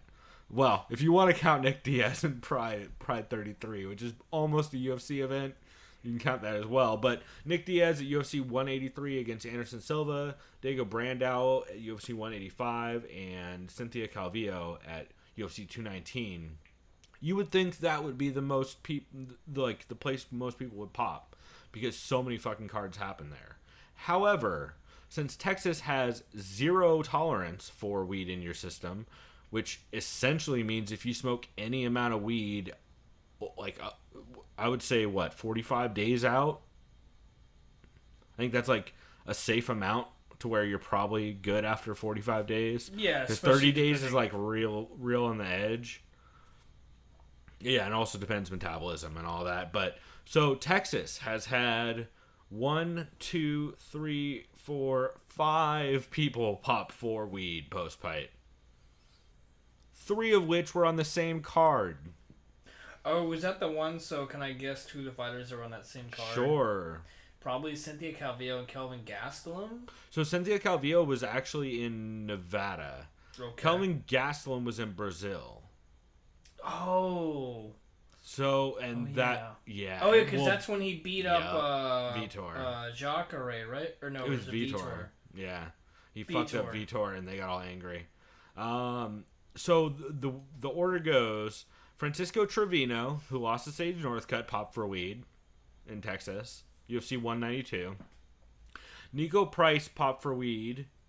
Wait, I'm missing one. Sorry. The first one was Jessica I at UFC 166, which is when everyone learned that Texas has a 0 tolerance policy for weed. Then it was Francisco Trevino, who lost to Sage Northcutt and got cut. Then 3 people popped. Nico Price, Curtis Blades, and Abel Trujillo all popped for weed in Texas at UFC Fight Night 104. So I'm real concerned about some of these fights getting overturned because of weed. I'm not going to lie. Yeah. Because they don't go to Texas that often, and it was like, I don't have the math in front of me, but just off the top of my head, I want to say it was like 3 for 4 of the events they've done in Texas since like drug testing was a thing around 2012. Dude, could you imagine if Darren Till knocks out Tyron Woodley and gets popped for weed? For weed, man. Just what about like, Nico Montano? What if Nico Montano wins and then she gets overturned for weed? That would be the worst. This is the thing. Like, you know, Stephen A. Smith is very known for being very vocal on ESPN. And I like Stephen A. Smith. No way. You're saying he's vocal? I've never heard that. Yeah. So the one part I like is whenever athletes, usually NFL players, get in trouble for weed, he always just goes, "Stay off of the weed," just like as loud as he possibly can. But he has a good point. It's like, come on, dude. No, don't stay off the weed. It's fucking great for recovery. Oh, no. I'm talking about as far as mainstream sports. No, MMA, fuck yeah, dude. Weed all day. Yeah. Well, also mainstream sports. Why the fuck does anybody care about weed anymore in mainstream sports? I don't get it. It's all being able to control the athletes. That's all it is. Even though you know what I mean. Especially in the NBA and NFL, where the NFL is like multi billions and billions of dollars. Oh, you mean that's why? Well, just like the NBA, UFC, where literally all of them smoke weed. Well, yeah. The NBA is notorious for everyone being high as shit. It's mostly an NFL thing. Yeah. Also, really not like anybody does drugs in the NFL, including the anabolic sort. Yeah. No, they just use it as a way to target motherfuckers. I would garner a guess of like 45% of the NFL is on roids. Somewhere like that. Dog, that's adorable that you think it's only 45. Probably 75, huh? Nowadays. I mean, have you seen them? Yeah. The truth is out there. Look into it, as Edgebra would say. God, that just reminds me, man. Just please bring steroids back to baseball. Just do it. We've said it time and time again. Hey, how about bring steroids to every non-combat sport? I don't give a fuck. Or have a steroid league. Bring them to soccer. That would make soccer a little more bearable. I just want steroid leagues. How about that? Have a steroid league for baseball and the NFL. Way more fun. Oh, guess how your views are going to be. Vince McMahon, even though the XFL will probably fail again. Dude, if he's like act like they're all day, not every day. Oh, you mean like so totally unlike his other product he puts out where they don't allow any. They have a wellness program. I don't know if you know about this. So no one's allowed to ever do drugs, especially Brock Lesnar. Just never, ever, ever. No, they don't. I mean, Vince is allowed to do drugs because he's a goddamn cokehead, but no, and a steroid junkie. But none of the actual performers are ever allowed to do any drugs. Wow, I was about to jump into a Laps fan impression. I'm not going to do it. Anyway, we're way off topic. This is supposed to be... Yeah, this is supposed to be our breakdown of UFC 228. Yeah, so let's get into this. So the first fight of the night is a bantamweight bout. I believe it's a bantamweight bout. No. Sure. Oh, no, I'm not. way off. Welterweight.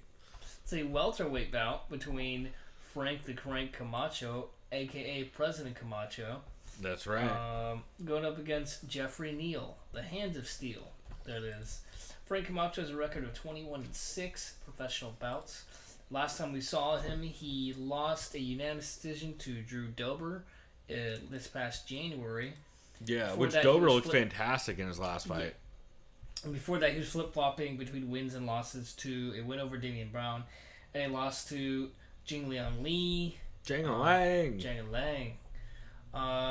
Jeff Neal, last time we saw him, he's currently on a 3-fight winning streak. His last fight being his UFC debut, where he defeated Brian Camozzi via rear naked choke about 3 minutes into the first round, which is impressive. Yeah, and he had a Contender Series fight before that. That's where I recognize him from. Was Contender Series. I love Contender Series, man. So good. Well, yeah, it's just all the fights you want to see, just none of the drama.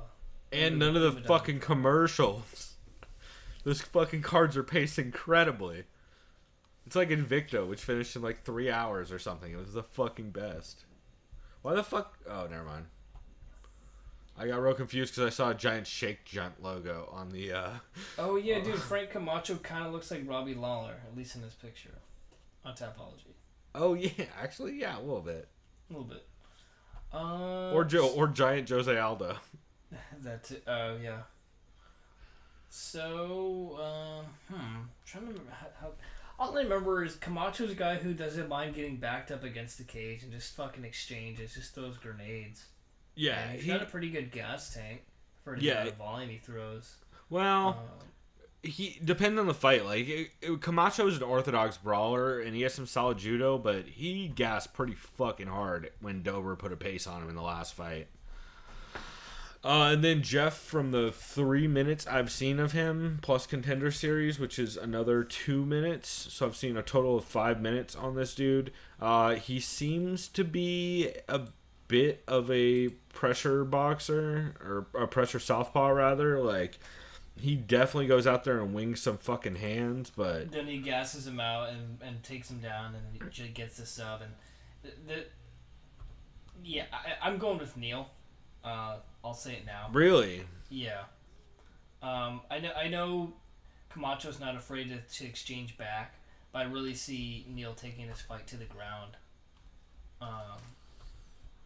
And you said sub? Yeah, I think he's gonna get a sub. Wow. Yeah. Interesting. I would not have picked that at all. In fact, I'm not picking that at all. We'll see how wrong I am, everyone. That's right. Hey, you could be right. We have not seen much of Neal's game because, again, he's fought 5 minutes in the UFC, and I did not watch his XFO fights. Sorry. I'm also not sorry. Do you have a round on that? Oh yeah, my bad. You're inputting all this, dude. What the fuck am I doing? That's why it makes it easier. As far as round, I'm gonna say, God damn it, I'm gonna say like round 3. Third? Cool. I could see that. I think that's if he's gonna get a sub. I think it has to be late because Camacho. I'm just relying on got Camacho being pretty super tired, tired. and that's the only way he gets it. Other than that, I see it going to a decision with Neil getting the edge. I could He see that. He just fights. He'll just fight the smarter fight. I could definitely see that. I'm going Camacho via decision, mostly because I think he has the better grappling. His top game is pretty fucking good, and his like trip and clinch game is pretty slick. And Neil kind of collapses into the clinch a bit when he fights. So I think I think Camacho probably gets the decision, but I would not be surprised if Neil either sparks him out early or after Camacho gasses, he has trouble. Here, you know what? Let me pull up best fight odds. The best goddamn bookie odds line motherfucking thing around. Jeff Neal is I'm going by 5 dimes odds as always, because 5 dimes is it's better than Bovada. Even though I use Bovada because I'm a fucking trash American. Jeff Neal is a minus 185 to a plus 160 Frank Camacho. Okay. Yeah. Interesting. I thought Camacho would have had the edge on that, but I'm not mad at it either way. Alright, so next up we have a flyweight bout between Jared the Monkey God Brooks going up against Roberto Little Fury Sanchez. Yup.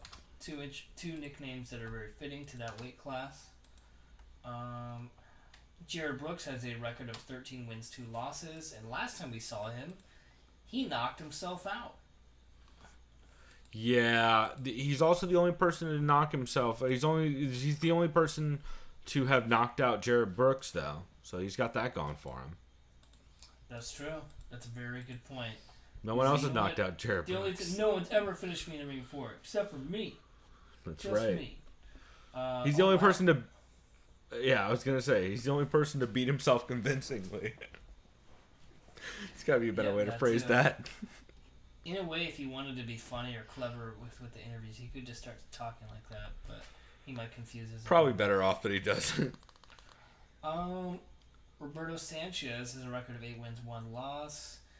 He has 2 fights in the UFC. Currently sits at 1-1. The last time we saw him, he defeated Joby, I believe it is. Joby Sanchez. Yep.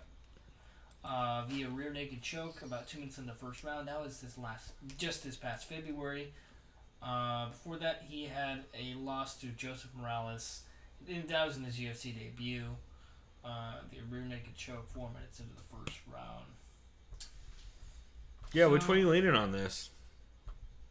This one's kind of interesting. I think, if I recall, Roberto Sanchez, I think is more... I mean, looking at this, he's a rear naked kind of guy.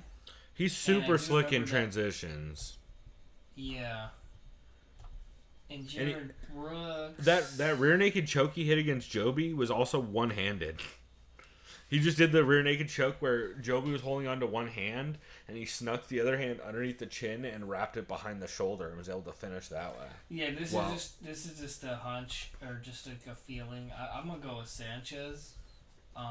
He's real slick. I would not be surprised. And I have him by submission, dude. I just can't ignore that.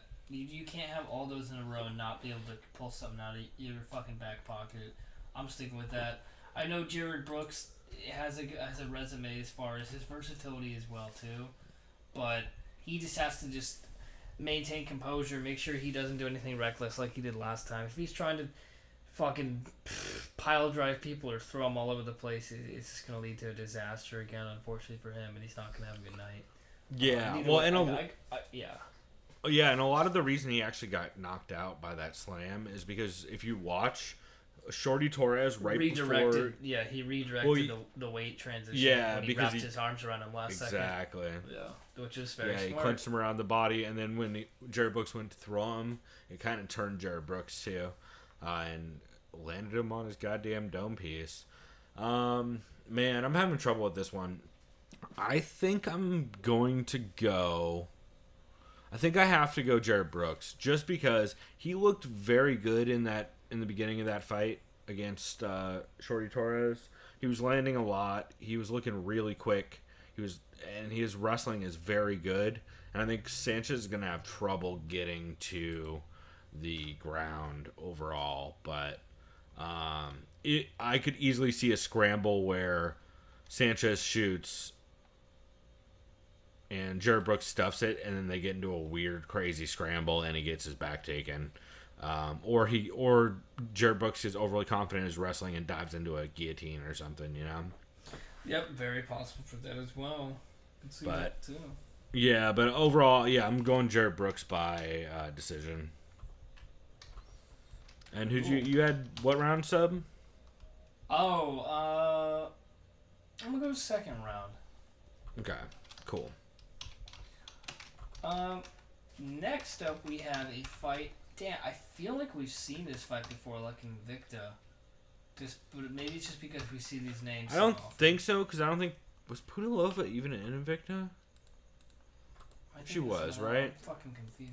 I know Irenia Aldana was in Invicta. I'm not sure if Lucy Pudilova was. No, she came over from the European scene.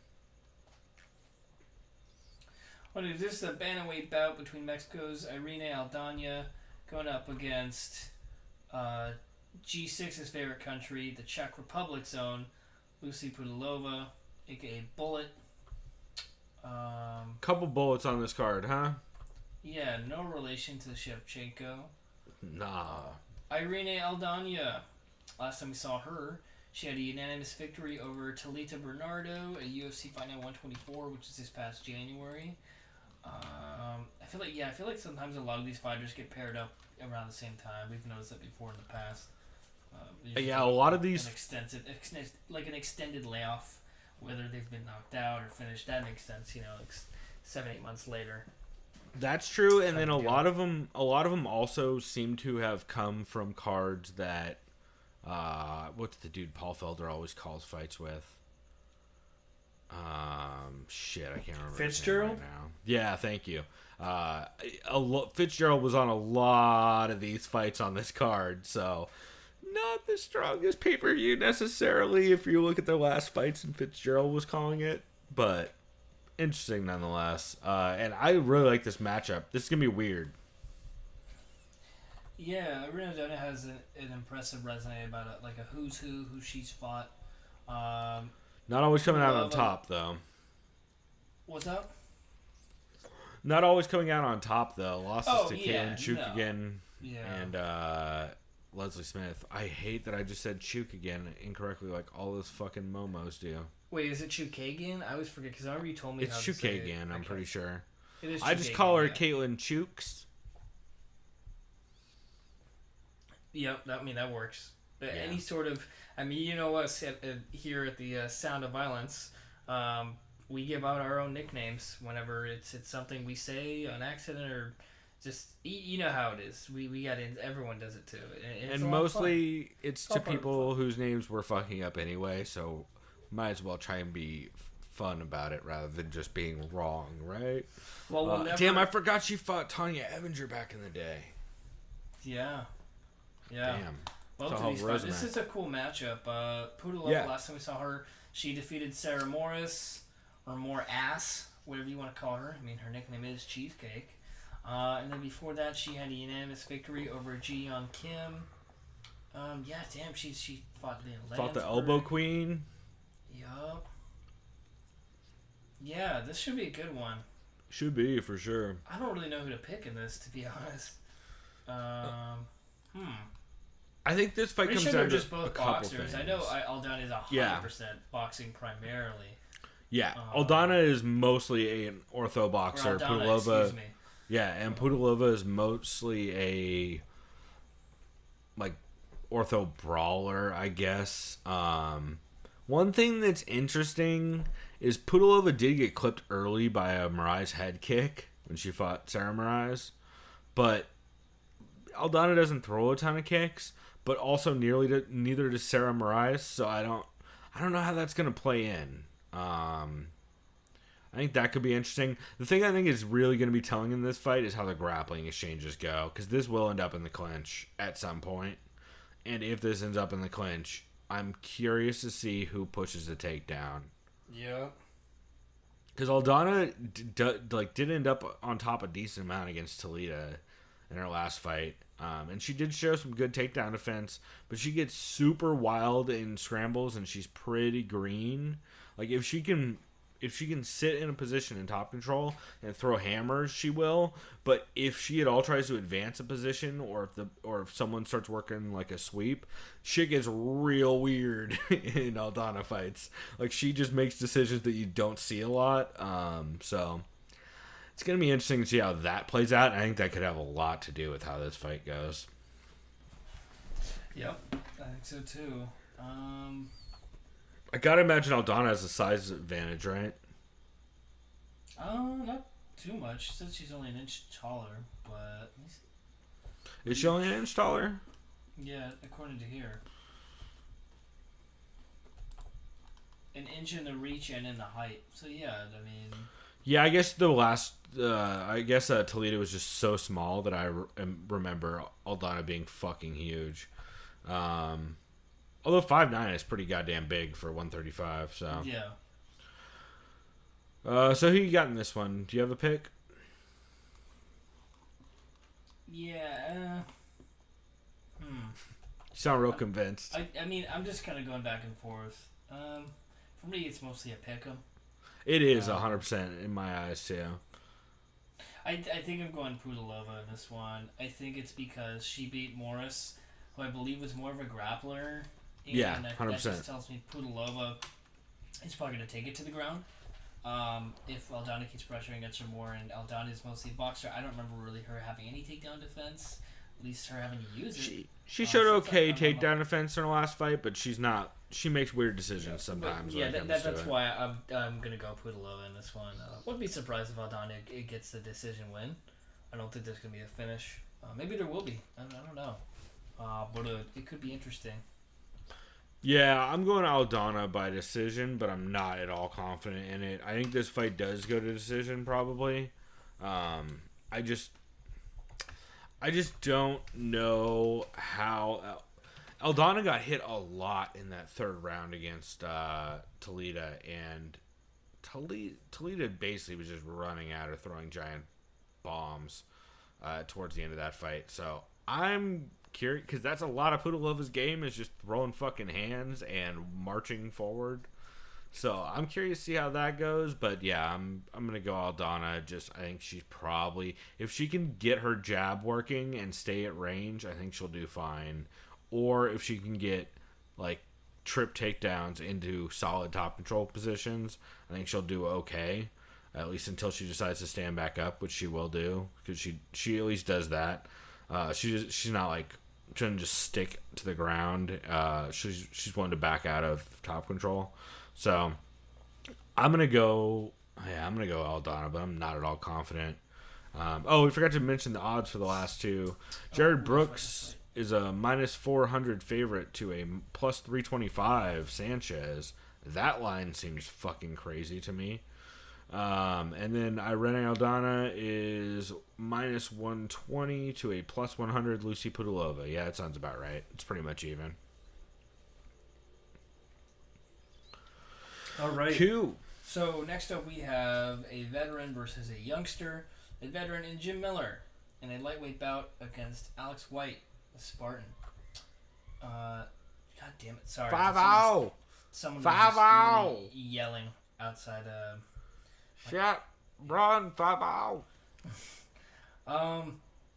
Jim Miller. Last time we saw him. Oh Jesus Christ! He's on a 4-fight skid.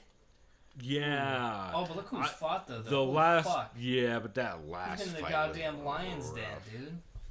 I mean, when is he not? Fucking Look at that gauntlet. record. You can just keep scrolling on that record, and it doesn't get any easier. So he's like basically the Jake Ellenberger of 155 as far as the resume goes. Not the getting knocked the fuck out. One might argue he's the Diego Sanchez of 155. But then again, Diego Sanchez is Diego Sanchez at 155. And what week is it? Because he was at 145 and 170. Not the, actually, wait, this fight's at 70, isn't it? Oh god, isn't Diego Sanchez on this Yep. card? And he's fighting at welterweight. So he's not the Diego Sanchez at All right, can I 150. just get this out of the way? No, we'll get to Diego Sanchez in a minute. No, not that part. This. Oh, part. Jim Miller. Yeah. I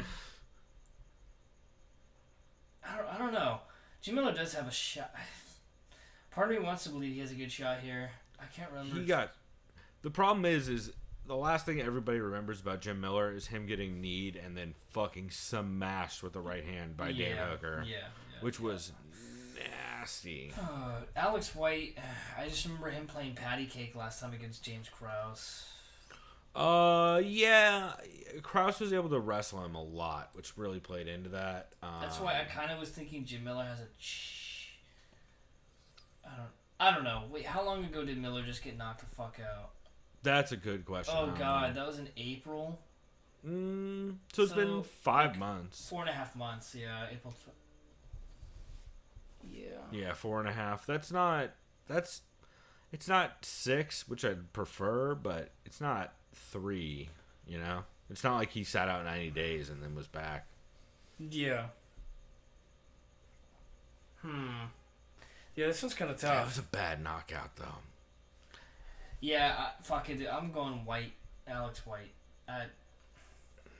Yeah. I'm going decision. I don't know. It's a lazy pick. I know it is. But No, I think that's the right pick. I just generally don't go for people who've been, like, when I say knocked the fuck out. Like.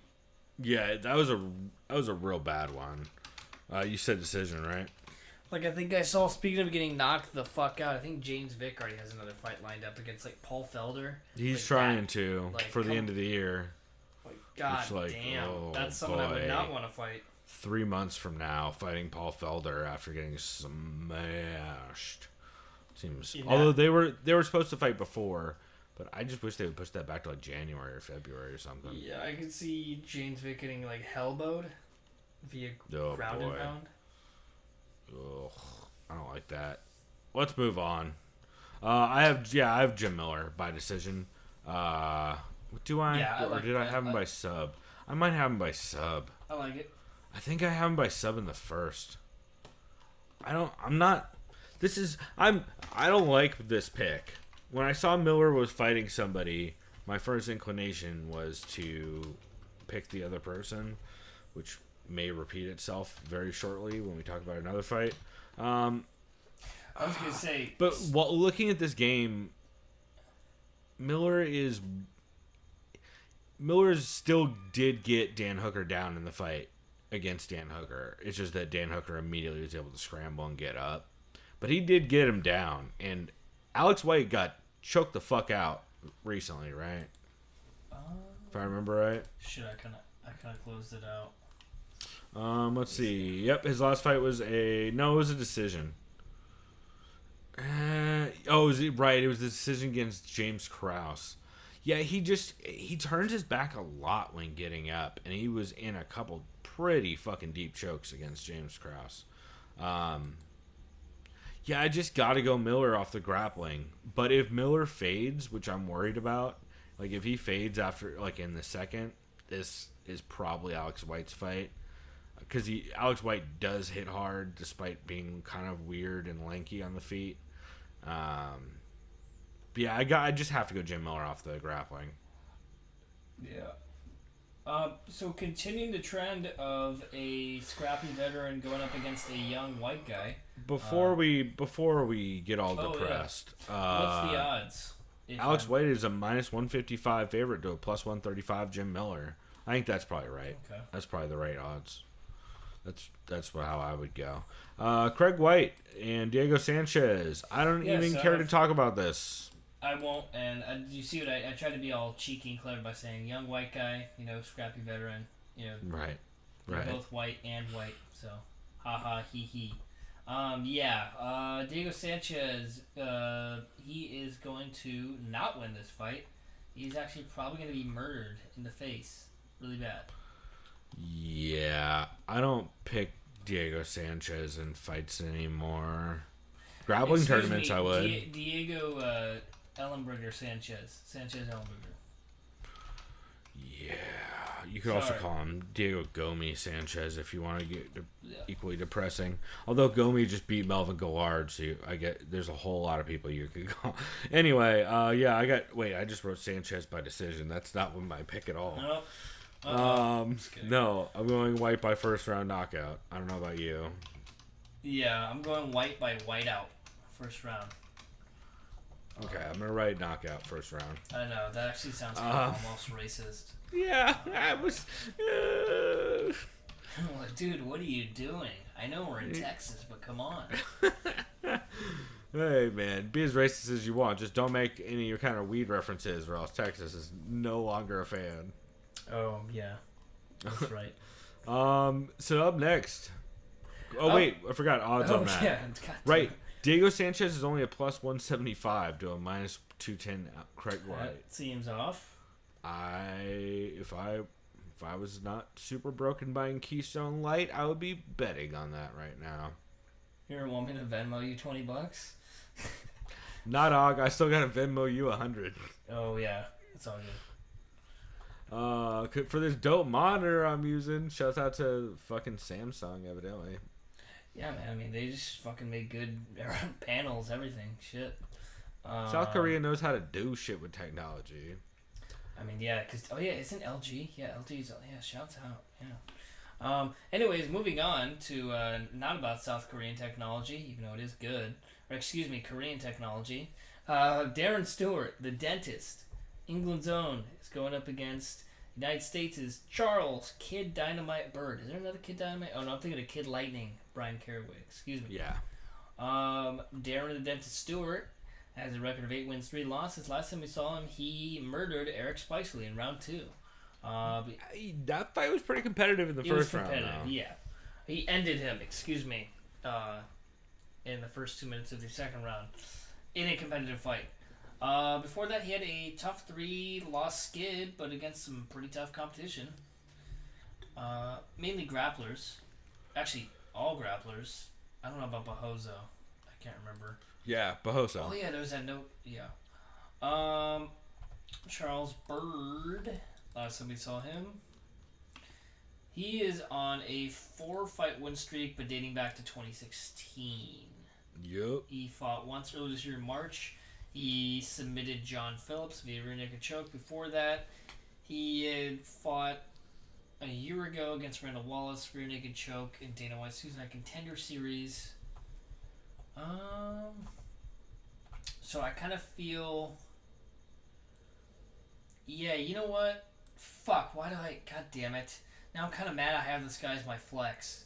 Well, luckily it's Thursday, so you can totally switch him. Yeah, I'm actually going to go ahead and go on a limb. I'm going to say Bird is going to choke this dude out.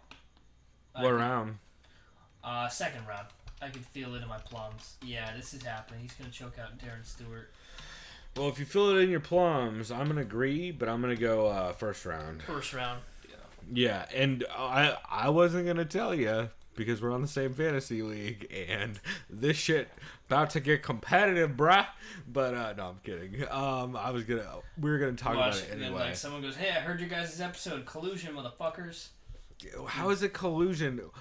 If I'm it's telling like, dude, you my we're literally pick, on this. so... Yeah, I know. Also, fucking Lawfitz and I talk fights all the time, so or at least we have a couple times, including the Gaethje Vic fight, which. We both got wrong in how we thought it would go. And right, one of us got right in who picked up the person. In the words of your boy McGregor, the Champ Podcast, that's where the fuck it wants. Bruh, if anybody's going to call itself the Champ Podcast, it's definitely Ariel. God damn it. Oh, actually, it's going to be Ariel and the bad guy, obviously, now that I think about it. Yeah, and he's going to write a poem about us. Oh, Jesus Christ. If Doug Crosby writes a fucking poem about us, excuse me, that you're motherfucker right. to the Thank ground. you for correcting me. Doug Crosby writes a poem about us. Yeah, no, Chael just reads it. Chael's a more Shakespearean actor than actual shit talker. Let's see. So we just did Diego Sanchez. Where is... There it is. Charles Byrd, minus 170 to a plus 150 Darren Stewart. That sounds about right. Yeah, it's a little heavy, but we haven't seen much of Stewart. Charles Byrd has been real fucking dominant at taking dudes down and choking them out. And I don't see this going much different. So, this next fight is going to be a banger. I don't see this going past the first round. Or it goes all three because both are hesitant and circling a lot. Yeah, you know what? No, good point. It's going all three. It's going all three. Thank you for saying that. I'll explain why. Yeah, I'm hoping it's not going to be like that just because... So, this is the thing. So, for people who are like, who the fuck, which fight is this? Tell us already. It's Jimmy Rivera. It's a bantamweight bout. 21-2, going up against John Dodson. Who, if you've seen him lately, someone on YouTube said he looks like an anabolic 10-year-old with the haircut he's rocking. He's got some crazy people hair. It's weird. It's not a good look. I'll just say it right now. I'm sorry, John. No. You can murder me, but it's not a good look. What did Andrei Arlovsky, remember that picture I sent you? He commented, "Happy birthday, John," and he said, "What the fuck? What's up with your hair? Midget?" Question mark. Jesus Christ. Fucking Andre. Andre is a crazy person. Andre is also the dude that said, "How tastes my pee-pee?" You know what I mean? Yeah. Exactly. So Dodson definitely looks like a wino from the show Good Times, right? I thought you were gonna say from the movie Sideways. I'm like, that checks out. Shouts out to Thomas Hayden Church. Yeah, that too, actually. I could definitely see him being in the corner. Let's of the go bar to Napa looking real Valley, weird. Chris. You know? Yeah, 100%. Yeah. So, man, I've been going back and forth on this fight a lot. Yeah. It's mostly because of Rivera coming off that quick knockout, right? Yeah, that's just the main reason. That nasty switch kick head kick KO. Switch head kick KO from Saitama, One Punch Man. You know him as Marlon Moraes, Krillin, whatever you want to call him. That's right. Yeah.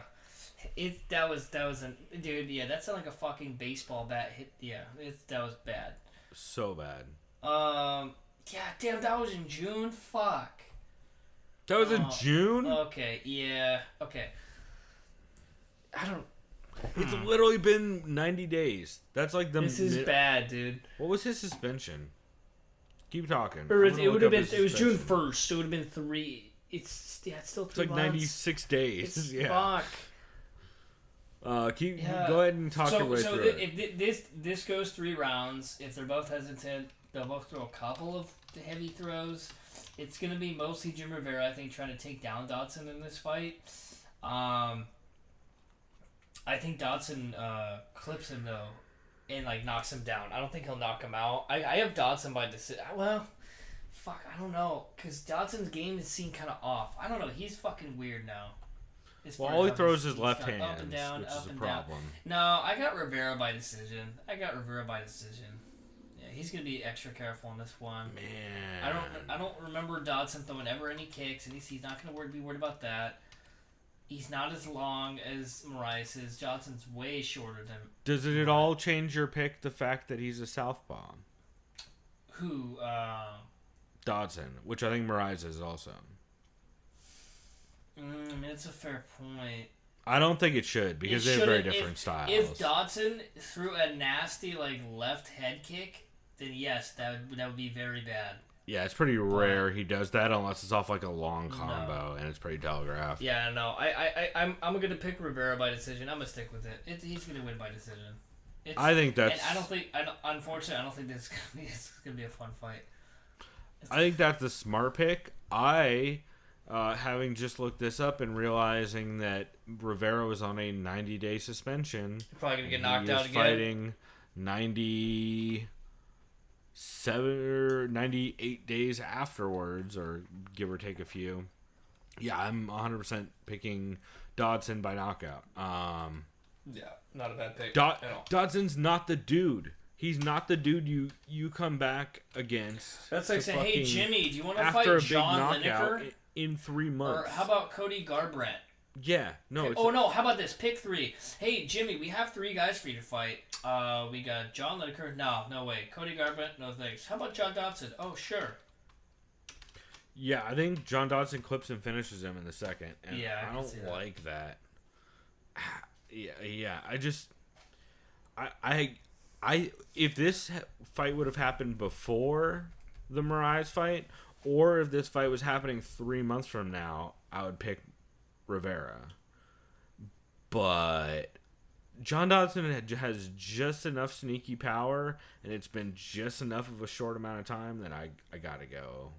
I gotta go Dodson. By the way, do you see the irony in the Tapology photo of John Dodson? Is he bald? Joe Rogan on the left has hair, so they've done a switcheroo. John Dodson now has hair. Joe Rogan in the picture is now bald. But then again, John Dodson was never bald, but I almost feel like... I get you. Yeah, it checks out. Yeah. And I know if I check Reddit tomorrow, or they probably already did it now, someone probably has a flare bet called John Dodson's hairline. Or just hair.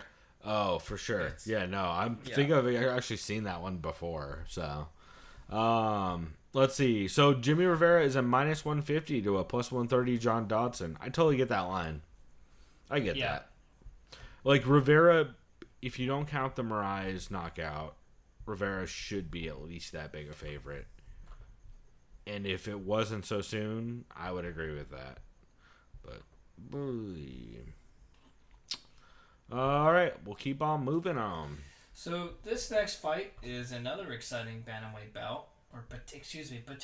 That this one I think will be better in my. Opinion. This is gonna be a fun one. I think. Yeah, we have Aljamain Sterling, Strong Island Zone, record of 15-3, going up against. That's right. Cody Stamann, record of 17-1. Where is he from? Oh, Dearborn, Michigan. Sparta, Michigan. The Spartan, of course. Let's see. Aljamain Sterling. Oh yeah, he had a very impressive unanimous decision victory over Brett Johns.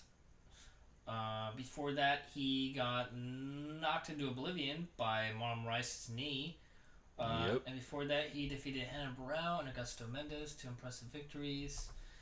Cody Stamann, the last time we saw him, had a split decision victory. It was actually a very good fight, and Caraway kind of impressed me because I think that was Caraway's first fight in a long time. And Stamann, who's still a prospect, looked good overall. I think he's mostly a wrestling background base, if I remember, but he looked pretty comfortable in the stand-up. God damn, there's a lot of green on Cody Stamann's, or Stamann's, I can't remember which. I think it's Stamann. Cody Stamann's, I just remember he hits hard as fuck. There's a fuckload of green. I remember he has some good power. Not hard as fuck, but he has decent power. He has decent power. Or is he just lucky with the doctor stoppage? Because someone talked about it. I think with his fights, he always cuts people above the eyes. Maybe it's just the way he angles his punches, or... Well, he puts it on a big pace, and he's a good wrestler. And he'll just push a fucking pace on dudes. But, he's not like, KOing the shit out of people. Although neither is Aljo, to be fair. But Aljo's competition is fucking strong, dude, when you look at that run. Yeah. Even the losses are like, bruh... I'm going to go with Aljo in this one, and it's going to be a decision. This is going to, I think, it's going to be one of the best fights of the night. I think you'll see a lot of transitions and reversals. You're just going to see a lot of top, I think, for both guys. I think Stamann's going to show what he's made of. I think he's going to give Sterling a pretty good challenge. I think this is going to be super fun and back and forth, but yeah, I have Aljo. With Aljamain. Yeah, I got Aljo by decision as well. I think he's just going to be able to outwork him at range. And if it does get into grappling exchanges, I think Aljamain definitely takes those. So I think it's just going to be, I think it'll be competitive, and there'll be a lot of fun scrambles and a lot of fun exchanges. But I think Aljo is just going to be able to outwork him in the long run. So what are the odds? Let's see the line. Yeah, the line on this is Aljo is a -145 to a +125. Cody Stamen or Staman. And yeah, I 100% back that line. That makes perfect sense. So this next fight is about... Speaking of crazy... Oh, wait, right. Oh, what were you going to say? I didn't mean to interrupt. No. I thought the fucking best fight odds order is different than the Tapology order, so I keep getting excited and then I stop getting excited. Shit. Yeah. Well, this next one's going to be fun, though, I think. I'm excited for this fight. Yeah, so this fight right here is a women's strawweight bout between Carla Esparza, the original strawweight title holder, going up against highly touted wrestling grappling prospect Tatiana Suarez, also winner of TUF 23. Something. 3. Well, I think it's my guess. It is 3. Yeah, she beat JJ Aldrich and Kate Jackson, and then Amanda Bobby Cooper. So, I like Carla Esparza. I like her intangibles she brings, just her well-roundedness. I don't like the size disadvantage in this. It's pretty. It's not crazy, but it's pretty big. But what I really don't like is the fact that Tatiana's game is it's pretty much all just based on just her wrestling prowess and how great of a wrestler she is. Yeah. And I mean, I'll just say no. I'm gonna pick Suarez via decision. I think it's just gonna be a wrestling. Yeah, Esparza's gonna be able to hold her own. I think early, if she could dictate kind of distance. But I don't know, man. That last fight with Suarez, who did she just wrestle the fuck out of Grasso? I mean, she just was so quick on those shots, dude. True. Yeah, and Suarez is good at punching her way into the clinch too. Yeah, and I know Esparza should be the big favorite. I don't know if she's a big favorite. No, she can't be, huh? I'm just based on her resume, Dude, I guess. Before I give my pick, because I've already decided, Tatiana Suarez is a -485. Oh, wow. Wow. 385, Carla Esparza. Esparza's a good pick for your betting, man. And I am picking Esparza. Yeah, very good. She almost knocked out Claudia Gadelha in her last fight. People are forgetting about this. She also yeah. That was the fight where... Oh, I remember that now. Claudia, she was able to stuff enough takedowns to where Claudia started slowing down, and she clipped her multiple times in that fight. Also, her hands are getting much better as of late. She also has back-to-back wins over Cynthia Calvillo and Marina Moroz. I know people every time Dude. Yeah, I remember too. I was at that party I was at when I met Daniel Cormier. I met Carla Esparza there, and I told her, "Hey, I thought you won that fight." She's like, "Thanks." I remember that now. That's right. Oh, the Claudia Gadelha one? Yeah, I told her that. Dude, I think she did too. She fucked up Claudia Gadelha in that fight. Yeah, that's right. Okay, I remember now. Yeah, that's crazy. Damn, now I feel like a dick for picking against her. Sorry, Carla. That's all right. Well, it's probably not all right. She probably hates you forever now. But that's because fighters be sensitive. I'm taking Carla Esparza. I'm taking Carla Esparza by decision, but I could see a TKO. Yeah. Here's the thing.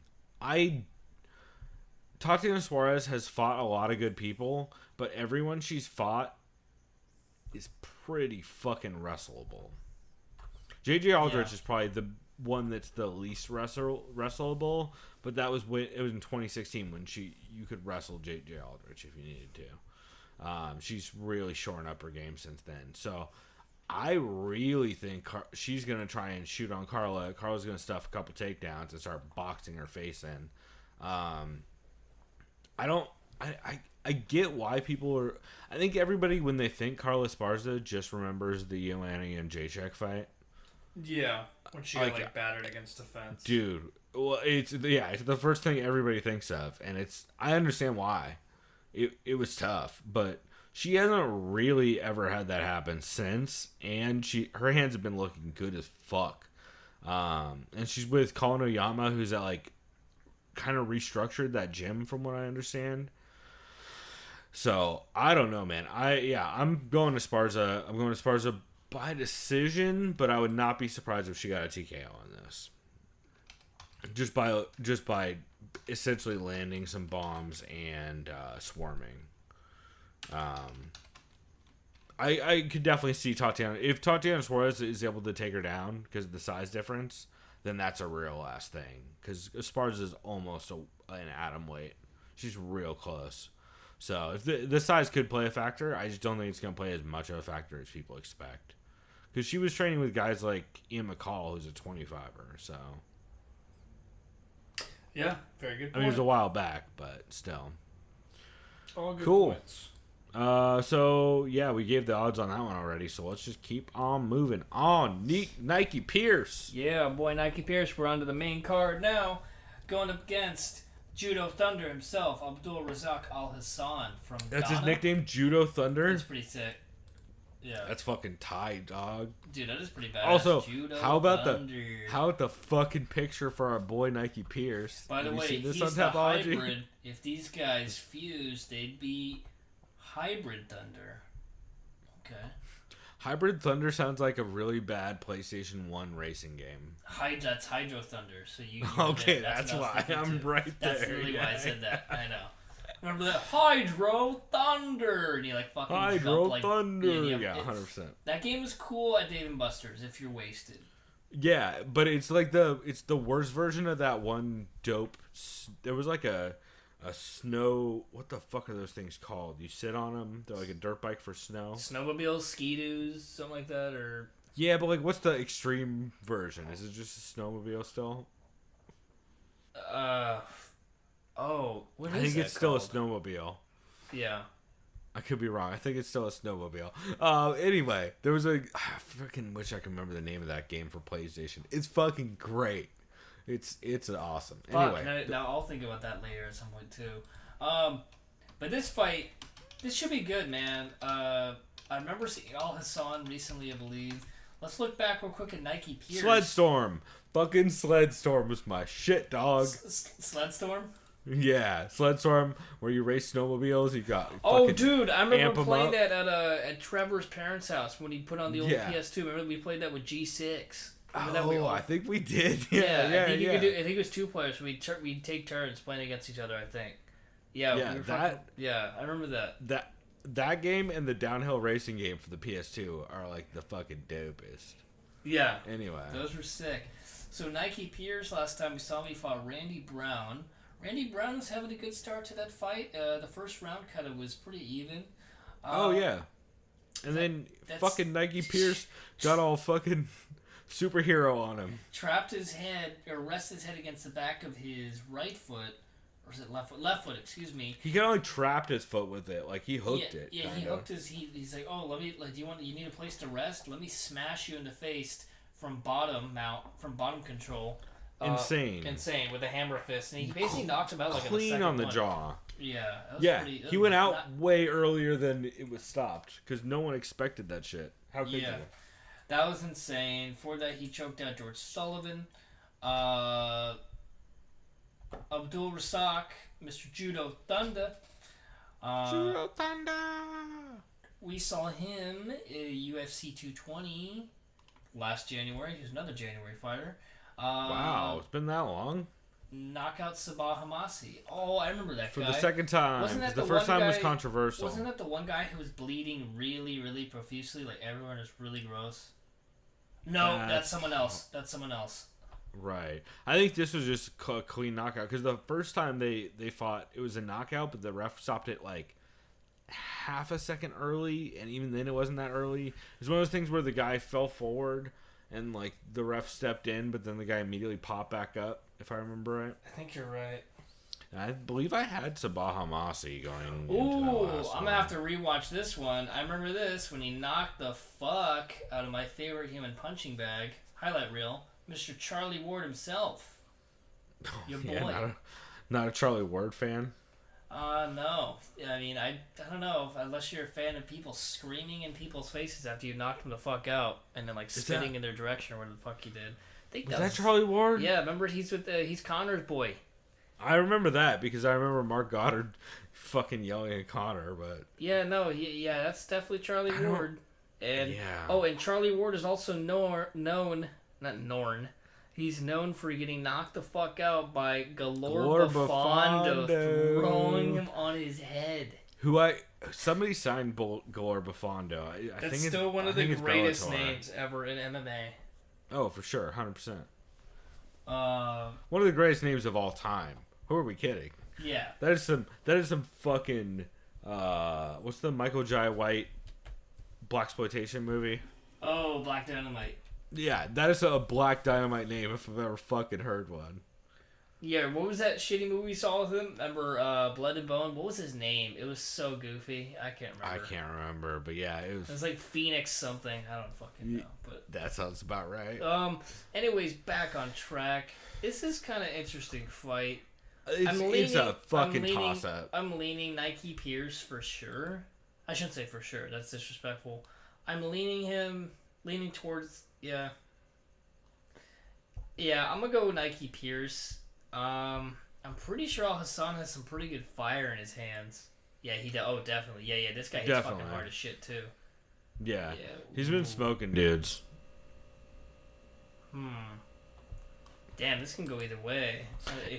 It's gonna be. Yeah, I think this fight's gonna be a lot I of. can't explain it how I'm trying to say it. What do you think? I think this fight's gonna be a lot of nothing up until somebody goes. I believe Zane Simon said something along the lines of, "There's not going to be a lot of action in this fight until someone goes astral traveling." Which, yeah, no, I think that's how that's gonna go. Like, there's gonna be a lot of circling and a lot of like big overhands that whiff until someone just fucking goes super night. Yeah. Because Nike Pierce has those weird long arms and giant hands, and Abdul Razak Al Hassan throws fucking heaters every single time. So it's a real toss-up. I think it's almost a pick 'em. Yeah, I mean, according to the odds, it pretty much is. Fuck. You know what? I don't know. It's just a hunch. I'm actually gonna go with Al Hassan via knockout. I'm thinking second round. Yeah, he's gonna clip him. I could see that for sure. I was originally gonna pick Al Hassan. It still might be the right pick. I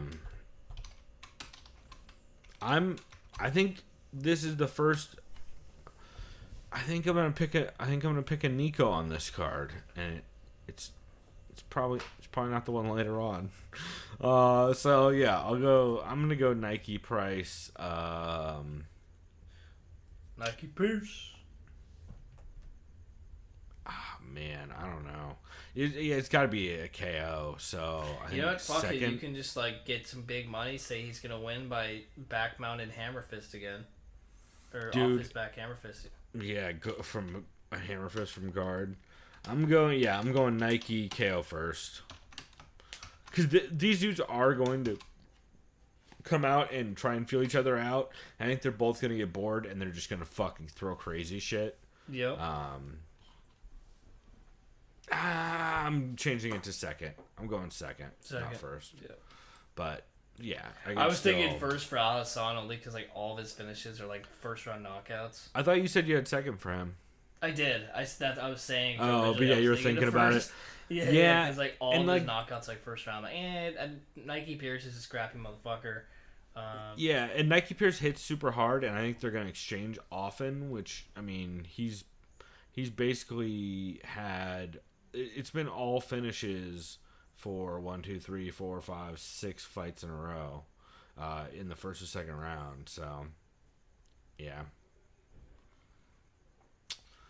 I think it'll be a fun one, regardless. Yeah. What are the odds? And yeah, did you say this is pretty close? Yeah, really close? minus 125 for Al Hassan to a plus 105 for Nike Pierce. For your boy Nico. My cousin. Hey, Roman. Let's go bowling. Yeah. Next up we have a women's strawweight bout between Jessica Andrade against Poland's Karolina Kowalkiewicz. Fucking hyped. Yeah, this should be good. Should be fun as hell. Yeah, so basically Jessica Andrade's background is she's well rounded. She's like a bull in the sense she just charges forward, kind of like Gaethje style. It doesn't really like She does have a tight guard, but she has a lot of brute strength to grappling. She's probably the strongest person in that entire division. Oh, 100%, dude. She fucking fought Raquel Pennington. Yeah. Think about that size difference. And just like, Rocky's one of the stronger and bigger 35ers. Hell, she fought Rocky Pennington and Marion Renault, who are two of the bigger, stronger That's 35ers. So. That's pretty crazy. And yeah, she had that crazy fucking fight with Angie. She, of course, had the loss to JJ, in which she still did pretty fucking good. Like, she was landing bombs. It just didn't affect JJ at all. Yeah. And then she had that dominant fucking win over Claudia Gadelia, which was terrifying. Yeah, that was... Dude, she beat her the fuck up. Like, I was worried about Claudia after that fight, about what she'd come back like. And then Karolina Kowalkiewicz, last time I saw her, she had a split decision victory over Felice Herrig. Before that, she unanimously defeated Jodie Escobar. Before that, she was choked out by Claudia Gadelha, and she lost unanimously to Joanna. Before that, does have a win over Rose. Yeah. That was the like weird decision. That was basically a boxing match. Yeah, it was a lot of the clinch, but yeah. Oh yeah, you're right. She started taking over that fight with the clinch in the second and third. Like, Rose seemed like she just kind of lapsed mentally in that fight a little bit. Because Rose, I thought, was winning early, and then as soon as she figured out, oh, I can just take Rose into the clinch and fuck her up, then that's all that happened in that fight. Yep. I'll just say this. I like Karolina. I like her striking, and I'd favor her striking against Andrade, but this is going to be a fight where Andrade is like, oh, well, let's just do some grappling. And let's go on flight fucking airline Andrade for this fight. Yeah, she's taking... Grind her against the cage. She's going to dump her. She's going to dump her. And I think she gets a... I can't remember if Karolina's ever been knocked out or TKO'd. No, I don't know. No, she'll get choked out. I don't think so. Yeah. You're going sub? She'll take her back. Sub. I say third round, actually, because Karolina's tough as shit. True, she is super tough. Yeah, I've been going back and forth on this one. I'm definitely taking Andrade. Andrade's decision is the smart pick. But I think she's going to fuck Karolina up. I'm just trying to decide how much I think she's going to fuck Karolina up. She's been on such a fucking run, dude. It's insane. Her last couple fights have been some of the wildest shit I've seen in that division. She's just fucking these girls up. Like, even the Tisha fight, which was I thought was going to be very competitive, was competitive for a little bit, and then she just started fucking Tisha up. She just hits so goddamn hard, and she's so strong. I'm going TKO late round 2. I like it.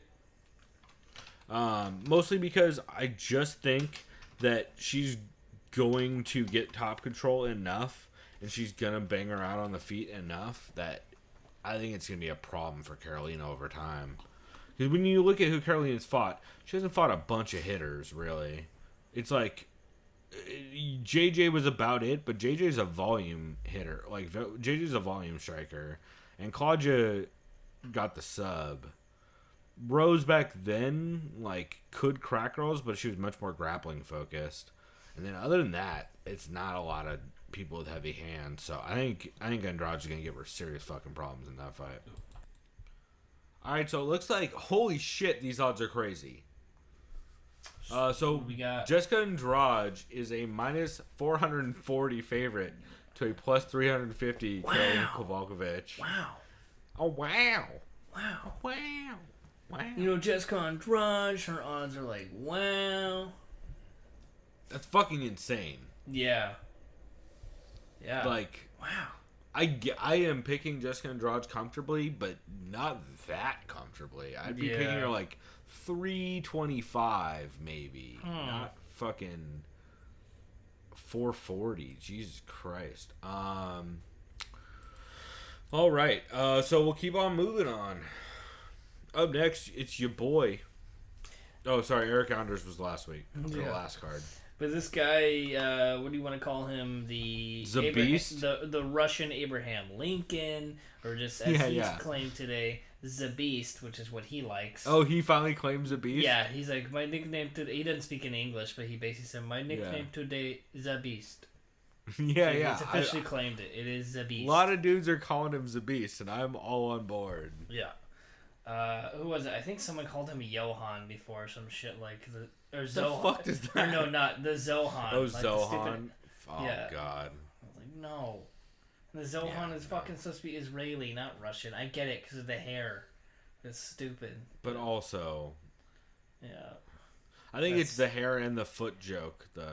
See the foot? Do you see the foot? Taste the foot. Oh yeah, really. That was in every commercial that Ueni and Jacek quoted when playing UFC 2. That's right, I got deep video game cuts, y'all. Oh, no. Anyway, he's taking on Brandon Davis. Yeah, I remember who you might remember from Contender. Yep. No, that's not Killer. Wait, is the name Killer B too? Oh, this is the other Killer B. Oh, God. Wait. Yeah, it's the other Killer B. Now I'm It's not Ben confused. Saunders. No, I know this is definitely not Ben Saunders, because I know he was Killer B. Yeah, it's Contender Series Killer B. Okay. I mean, we're both taking Zabit, right? Oh yeah, I am 100%. I just think this guy I think this guy actually is gonna keep it a little interesting in the beginning with the volume he throws. I do too. This guy's actually a pretty good boxer. He's not bad. He's not bad. I mean, he's MMA good. No, he's very good. Yeah, but yeah, I still got Zabit. He's just his elusiveness will be too much. He's good at not getting hit, and you know what? He's probably gonna do some Showtime shit, like he did. Yeah, I think he's definitely going to show out a bit on Brandon Davis. I'm not sure if he's gonna get a finish or not, though. I don't think so. I think it goes to decision, but You're on decision? like a clear cut victory. So can I guess the odds? So if Andrade, Dog, you're go ahead, but you're gonna be wrong. I'm telling you, like, you're not even gonna be close. I'm telling you right now. I am going to guess minus 970. See, that's why I told you ahead of time, so that way when you're still way under, it's even funnier. It was like minus you had like decision, fucking right? 2,000 or some shit. Oh, well, not quite that crazy. Right now, Zabit is a minus 1375 to a plus 900 Okay. Brandon. See, my second guess was going to be 1,200, so I should have gone to that. Yeah. Wow. It's still fucking insane. I'm going Zabit probably sub-second, I guess. Oh, wait, that's right. This motherfucker can sub, too. Yeah, he's very slick on the ground. And Brandon Davis, I don't know if he's going... I think Zabit's going to give him problems just because Zabit is too good I mean, he's guy too good is at that 6'1" and cuts to 145. That's so stupid. Well, that's part of it. But also because he is too good at that mix-up game where, like, it's the classic fighting game thing where what's the guy going to do? And Zabit just does whatever the fuck he wants, and it's very hard to predict, like, is this going to be a takedown or some weird spinning shit or just, like, a straight-up knee or, like, a weird fucking front kick? Like, Zabit's very good at that constant making you, like, second-guess every single decision you make. And I think that if this wasn't short notice, I think Brandon Davis, I would definitely have it by decision. But short notice, man, because this was supposed to be Youre. That's a tough ask. And Zabit, like, has a game that is well-rounded enough that I don't think the short notice opponent's going to really affect at all what he does. Yeah, I agree. So here's where it gets interesting. So, the co-main event of the evening, it's the first title defense for current women's flyweight title holder, Nika Now that all the... Yeah, I was going to say, now that all the action is over. Yeah.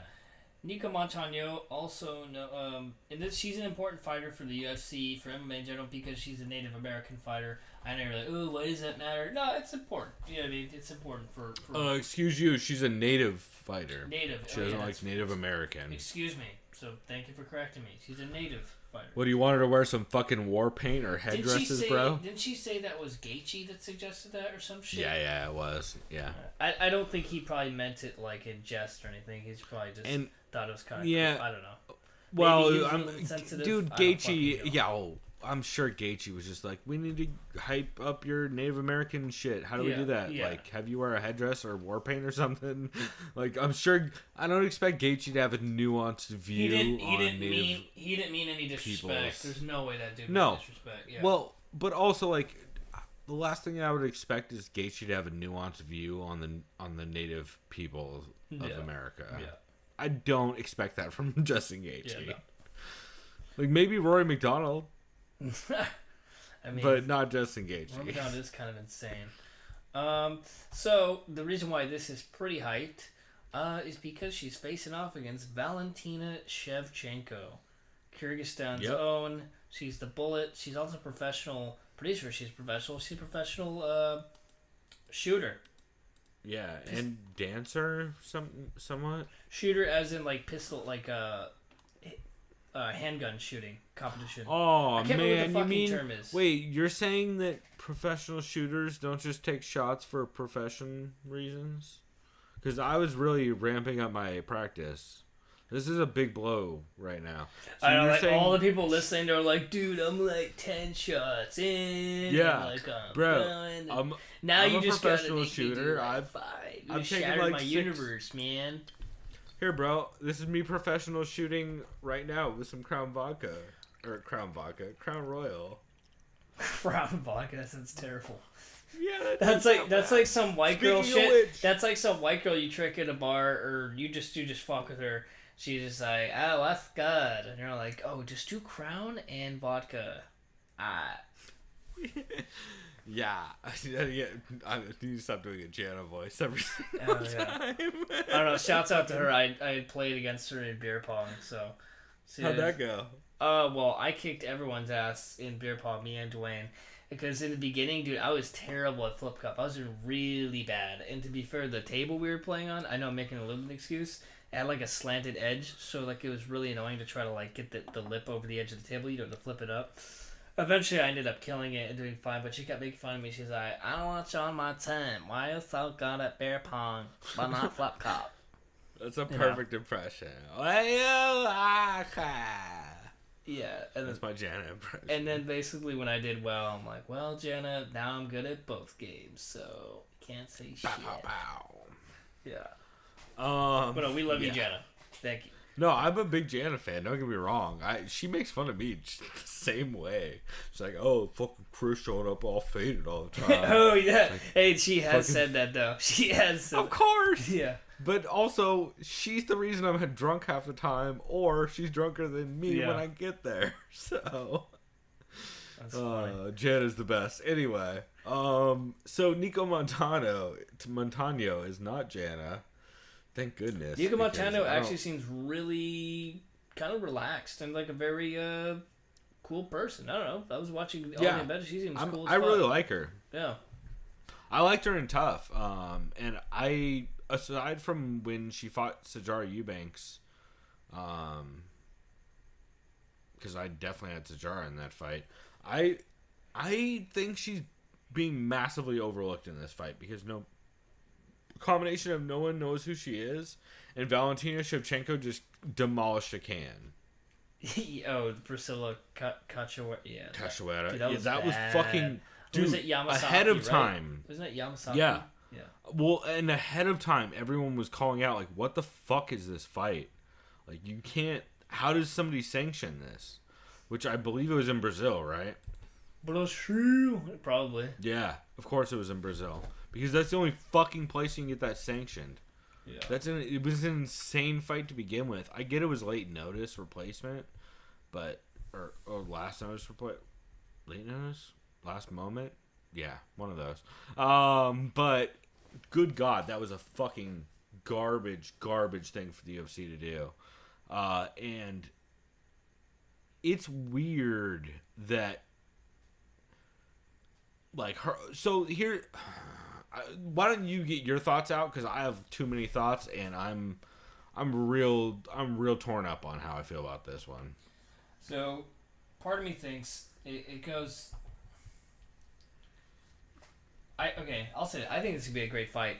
I know people. I think it's gonna be one of the. I think it's fights gonna of be the night. very competitive. Yeah, I think it's gonna Ooh, go. I don't know about fight or not. Maybe not That means there would be a lot of action. Oh yeah. Okay, it'll be a very competitive fight. I see Montano mainly grappling, because she's not. I don't think she's gonna really want to try to exchange on the feet with someone like Valentina, who has just way too many tools, especially with just her spinning back kicks and then just mainly her clinch game. Like Jesus Christ.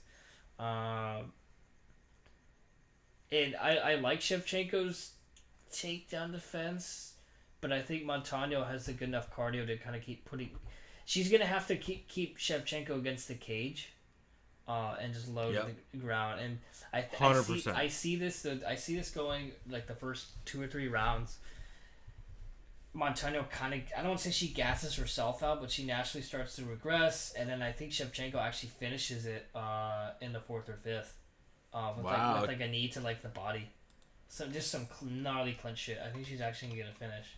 He's gonna clip her with the knee to the chin or the body. I really do see that happening. Just some. You said 4th or 5th, or I'm gonna go which 4th, one? late 4th. 4th. But yeah, 4th.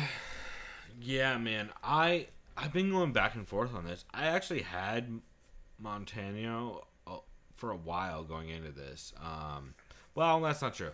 I should say I have Shevchenko in fantasy, in Magwar, in our fantasy league. Okay. I should clarify. I don't have fantasies about Shevchenko. I have Shevchenko in my fantasy league. But Nico is very fucking slick. Not on the feet at all, but just in the being able to draw people into clinch exchanges and being able to hit enough takedowns to just win fucking rounds. Like, I would bet $100 that Nico wins a round in this fight. Easily. Yeah. Pretty clearly. Bet too. Like, especially just putting Valentina against the cage and leaning on her and just punching her just enough to be able to win a round. Yep. I think it's going to be fucking ugly. I think a lot of this fight is going to be very... I could see boos happening in this fight because everyone thinks Valentina's just going to fucking crush her. So I would not be surprised if the audience was like real aggro about how they're both just in clinch exchanges where they're battling for underhooks and no one's really landing a lot aside from Nico like kneeing the knee and body and just like trying for takedowns. I think if Nico can eke out some if she can get some takedowns, she can eke out this fight. Yeah. 30-20, or not 30 rather. Just 49. I would say like 49-48, something like that. 48-47, you mean? But yeah. You're going. Oh. Or 49-46. Yeah. Or like I could see her just winning like small battles, and if she's able to just consistently push enough of a pace, I see what you're. I don't. The thing is like Valentina's now cutting weight. She's not cutting a lot of weight, but she's cutting weight. Yeah. And I don't know how that. We haven't really seen her at 125. Yep. The Priscilla Cachoeira fight doesn't really count. Yeah. And in the Amanda Nunes fight, she took a lot of time off. Yep. She just sat against the cage for a lot of that fight, which is why she lost it. So I would not, and when that's how Nico has won a lot of her fights on The Ultimate Fighter and against Roxy, is just by pressing forward, getting people into the clinch, putting them against the cage, working a little bit of takedowns, and just kind of running points. And I would not be surprised if that's how this goes. I honestly think it's probably how it will. But that being said, I want to fucking pick Nico so bad, but I'm not gonna do it. I'm picking Shevchenko. All right. Decision. I think mostly because Shevchenko, I think, is going to get the decision whether Nico wins or not. You know what I mean? Yeah. Like if it's a close decision, I think Shevchenko wins that fight because I just think that's probably how that's gonna go. Yeah. But not confident at all, and I would 0% be surprised by a Nico decision where she wins at 49-48 or 48-47, or even I don't know, maybe a 49-46 depending on how these rounds go. But yeah, how the fuck does she get a title shot above? Like, how does Valentina not have to fight a Sijara Eubanks, a Liz Carmouche, like all these girls who have been fighting 125? Yeah. She didn't have to fight any of them. No. They just figure, let's just promote the 125 division as soon as possible and put it on this card. Let's just have a name already who could. Yeah, right. Like, she has a fucking loss to Liz Carmouche. How the fuck happen. is she getting a fight before Liz Carmouche? The same thing will happen when Joanna moves up to I don't want to talk about that. It's frustrating. Just because, like, again, she has a loss to Liz Carmouche. How is Liz Carmouche not in this title fight, not fucking Valentina? It's because Valentina is posting slutty pictures on... I didn't just say that.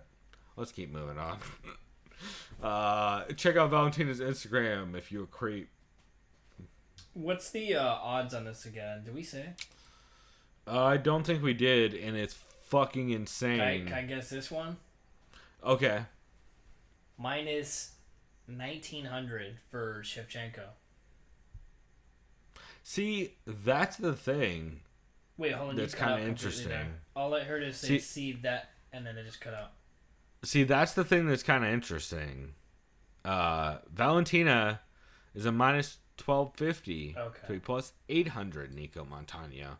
So actually less of an underdog is Nico than Brandon Davis. Wow. Which I think is more fair. Yeah. To be honest. Like, I think enough money is starting to come in on Nico that people were like, I think a lot of the sharps waited till the very end on Nico. I would not be surprised to see after, when we get close to Saturday, that line becoming more like 1,100 and 700 or something like that. I can see that. Because Nico's, like, if I was not drinking fucking Keystone, I would probably be putting money on Nico just because that line is a little fucking wide. Like, Nico is very green on the feet. I should clarify. Nico is very green on the feet. Nico leaves her chin up every once in a while. She doesn't have a long running. She punches her way into the clinch and is basically her entire striking game. But I think people are sleeping on her a little bit. And I could be wrong, and I hope I'm wrong, because I'd like to see Valentina Shevchenko really step out as a big dominant force in that division. I just don't see that happening based on her style and her past fights. So, and then there's this. So let's clarify. Reminder, we are recording this on Thursday prior to weigh-ins. And every time we record a show prior to weigh-ins, Chris, what's the last, was it 2 or 3 cards in a row we've cursed by doing this? Remember we've said to Darren Till's not going to make weight the next time. We said in the last podcast, like, yeah. I'm just saying no comment this time.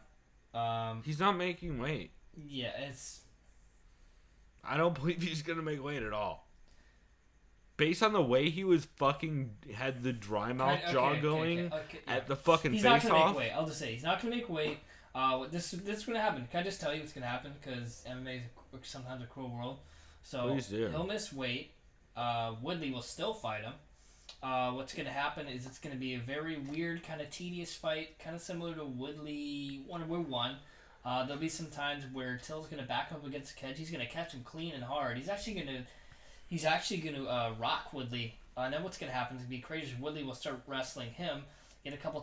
It'll turn into a really good fight. I'm not even kidding. It's going to happen because it's cruel.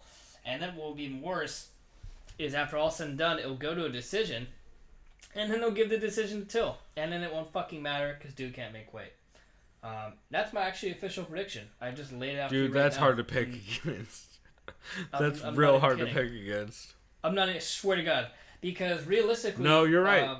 It realistically, like, he made weight and it was like a championship fight. I'd be like 100%. I'm going Woodley via ground and pound. I don't know, but Till's a tough one. I'd probably still go Woodley by decision. I see these guys are just both too tough. I feel You're like going Till by decision? What's up? You're going Till decision? No. Well, but yeah, that's my official pick. That's what's gonna happen. Yeah. He's gonna get the nod, and it's gonna be and it's gonna be after he misses weight, and it's gonna be like, well, and then what's gonna happen too is you're gonna get something like Colby Covington, like, haha, Ty Quill, that means I'm a real champ nerd, or some dumb shit, and it's just feel like, what the fuck's going on, dude? You know what I mean? And then GSP's gonna come out and say, no, I ended up the champion, and I don't know, it's gonna be a big clusterfuck. It's just gonna be so fucked up. You know what I mean? I don't know. I just see it already now. It's just, oh god. Dude, not only do I think you might be right, it is fucking upsetting. I want to say it was Eurobash, the new podcast I listened to with Pete C. Carroll and Niall McGrath and Neil Siri. I believe at one point, I forget which one of them said, if Darren Till makes weight, I pick Tyron Woodley. If he doesn't, I pick Darren Till. That's how it's gonna go. And that's kind of how I feel about this. Like, if he misses weight, I have Tyron Woodley by knockout. I do. I like that. I have Tyron Woodley by knockout. Probably. God, how desperate is Darren Till? I would actually kind of pick third round, but that's just me. I think first two, Because but I just don't. Like, I'm leaning first 2 rounds. I just don't have a lot of confidence in how much Darren Till is going to try and push the fight. Because if Darren Till is, like, in Tyron's fucking face the entire time, it's a first round knockout. But if Darren Till gets hesitant and plays a Stephen Wonder by Thompson game, which I think he's probably likely to do, boy, we could be headed for a very fucking long decision or a 4th round knockout. Actually, now that I've just said that, I'm picking 4th round knockout for Woodley. Yeah. This fight's gonna go a long time. If Darren Till makes weight. If Darren Till doesn't make weight, then I don't think this fight even happens, honestly. I think Tyron tells him to go fuck himself. Who knows? I don't know. Dude, I'm like pretty confident he won't fight a Darren Till that doesn't make weight, but he's not gonna tell the promotion that until the day of. Yeah. Because he's not obligated to do it, and he doesn't give a fuck about pissing off that promotion. Like, he's made it very clear he doesn't care about pissing off Dana White and the promotion. And then what'll happen then is Darren Till will move up to 185 where it belongs, and then you just get what I guess should have happened earlier, was just Woodley versus Covington, and then it's an easy win. Excuse me, it won't be an easy. Well, maybe it will be an easy. I don't fucking. It probably will. He'll probably just bomb him. Whatever. Yeah, it seems like he'll fucking kill Covington. He'll probably. He has a 90. He'll probably murder. One thing I learned by the MMA by the Numbers podcast, he has a 98% takedown defense rate. Tyron Woodley does. highest in the UFC overall. Yep. And then if you take out the Damian Maia fight, he's either first or second in the UFC at takedown defense. Yeah.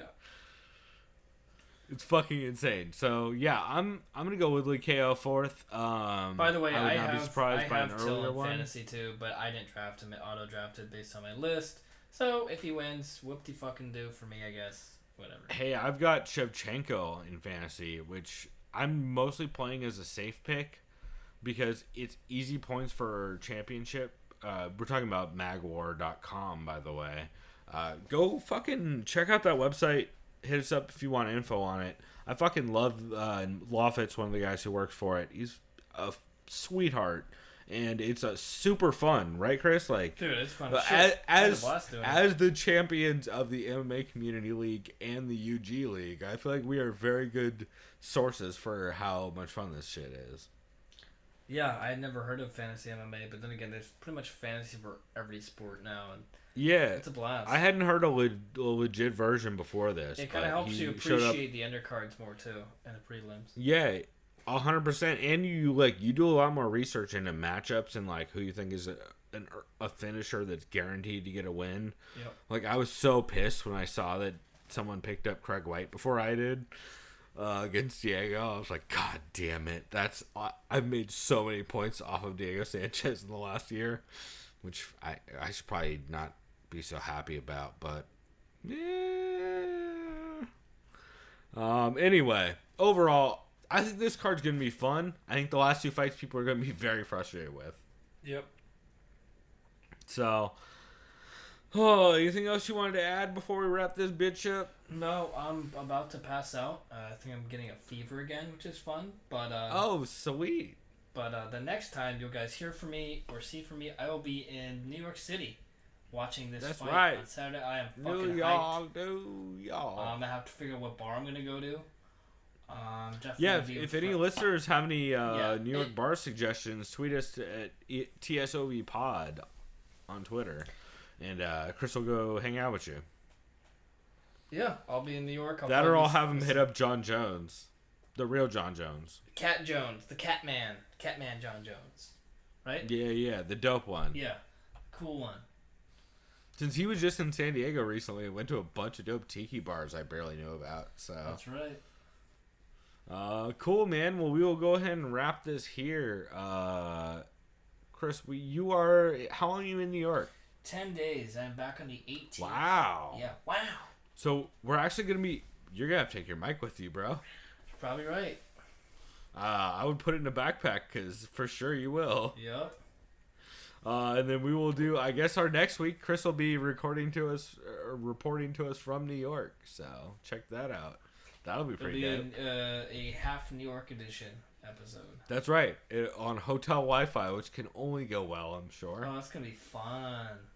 Yeah. Actually, no. Remember, I'm crashing my friend's place. He has real Wi-Fi. Oh, that's right. Fun.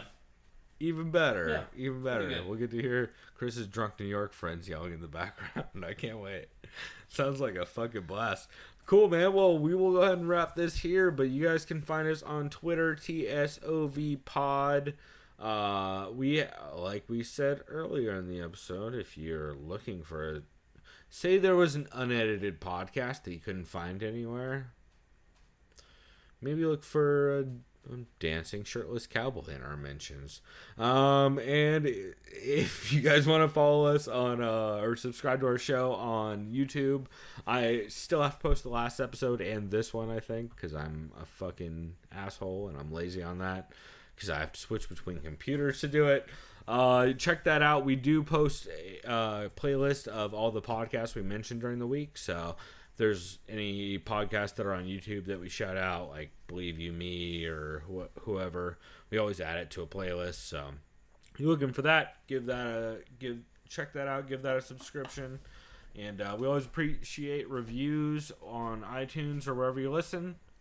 You can shoot us an email, sovpod@gmail.com, or you can actually hit us up on the website. There's a Contact Us link, and you can just go through that. We've talked to a couple of the homies, I believe, up in Canada about that.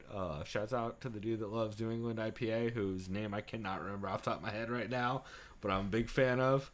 And yeah, man, Gino Bill is the shit. We mentioned him on his pick. I believe he was currently watching, if not right now, very soon he's watching the awesome movie that we watched last weekend, which I still don't know the plot of. Oh, yes. And I'm going to have to watch that myself. And just, like you said, I'm going to have to just relive the jokes, because that was actually a fun time in that movie. As you and that sounds. Well, first off, there was some peer pressure involved. And then you and girlfriend Karen were nailing some sweet Ice Cube shooting jokes. Oh, yes. It was a lot of fun, like for sure. Said, it's never too soon.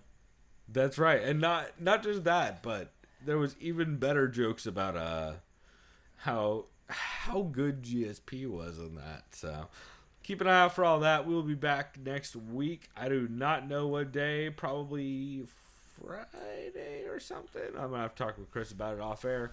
But until then, everybody, go do something decadent. Yeah.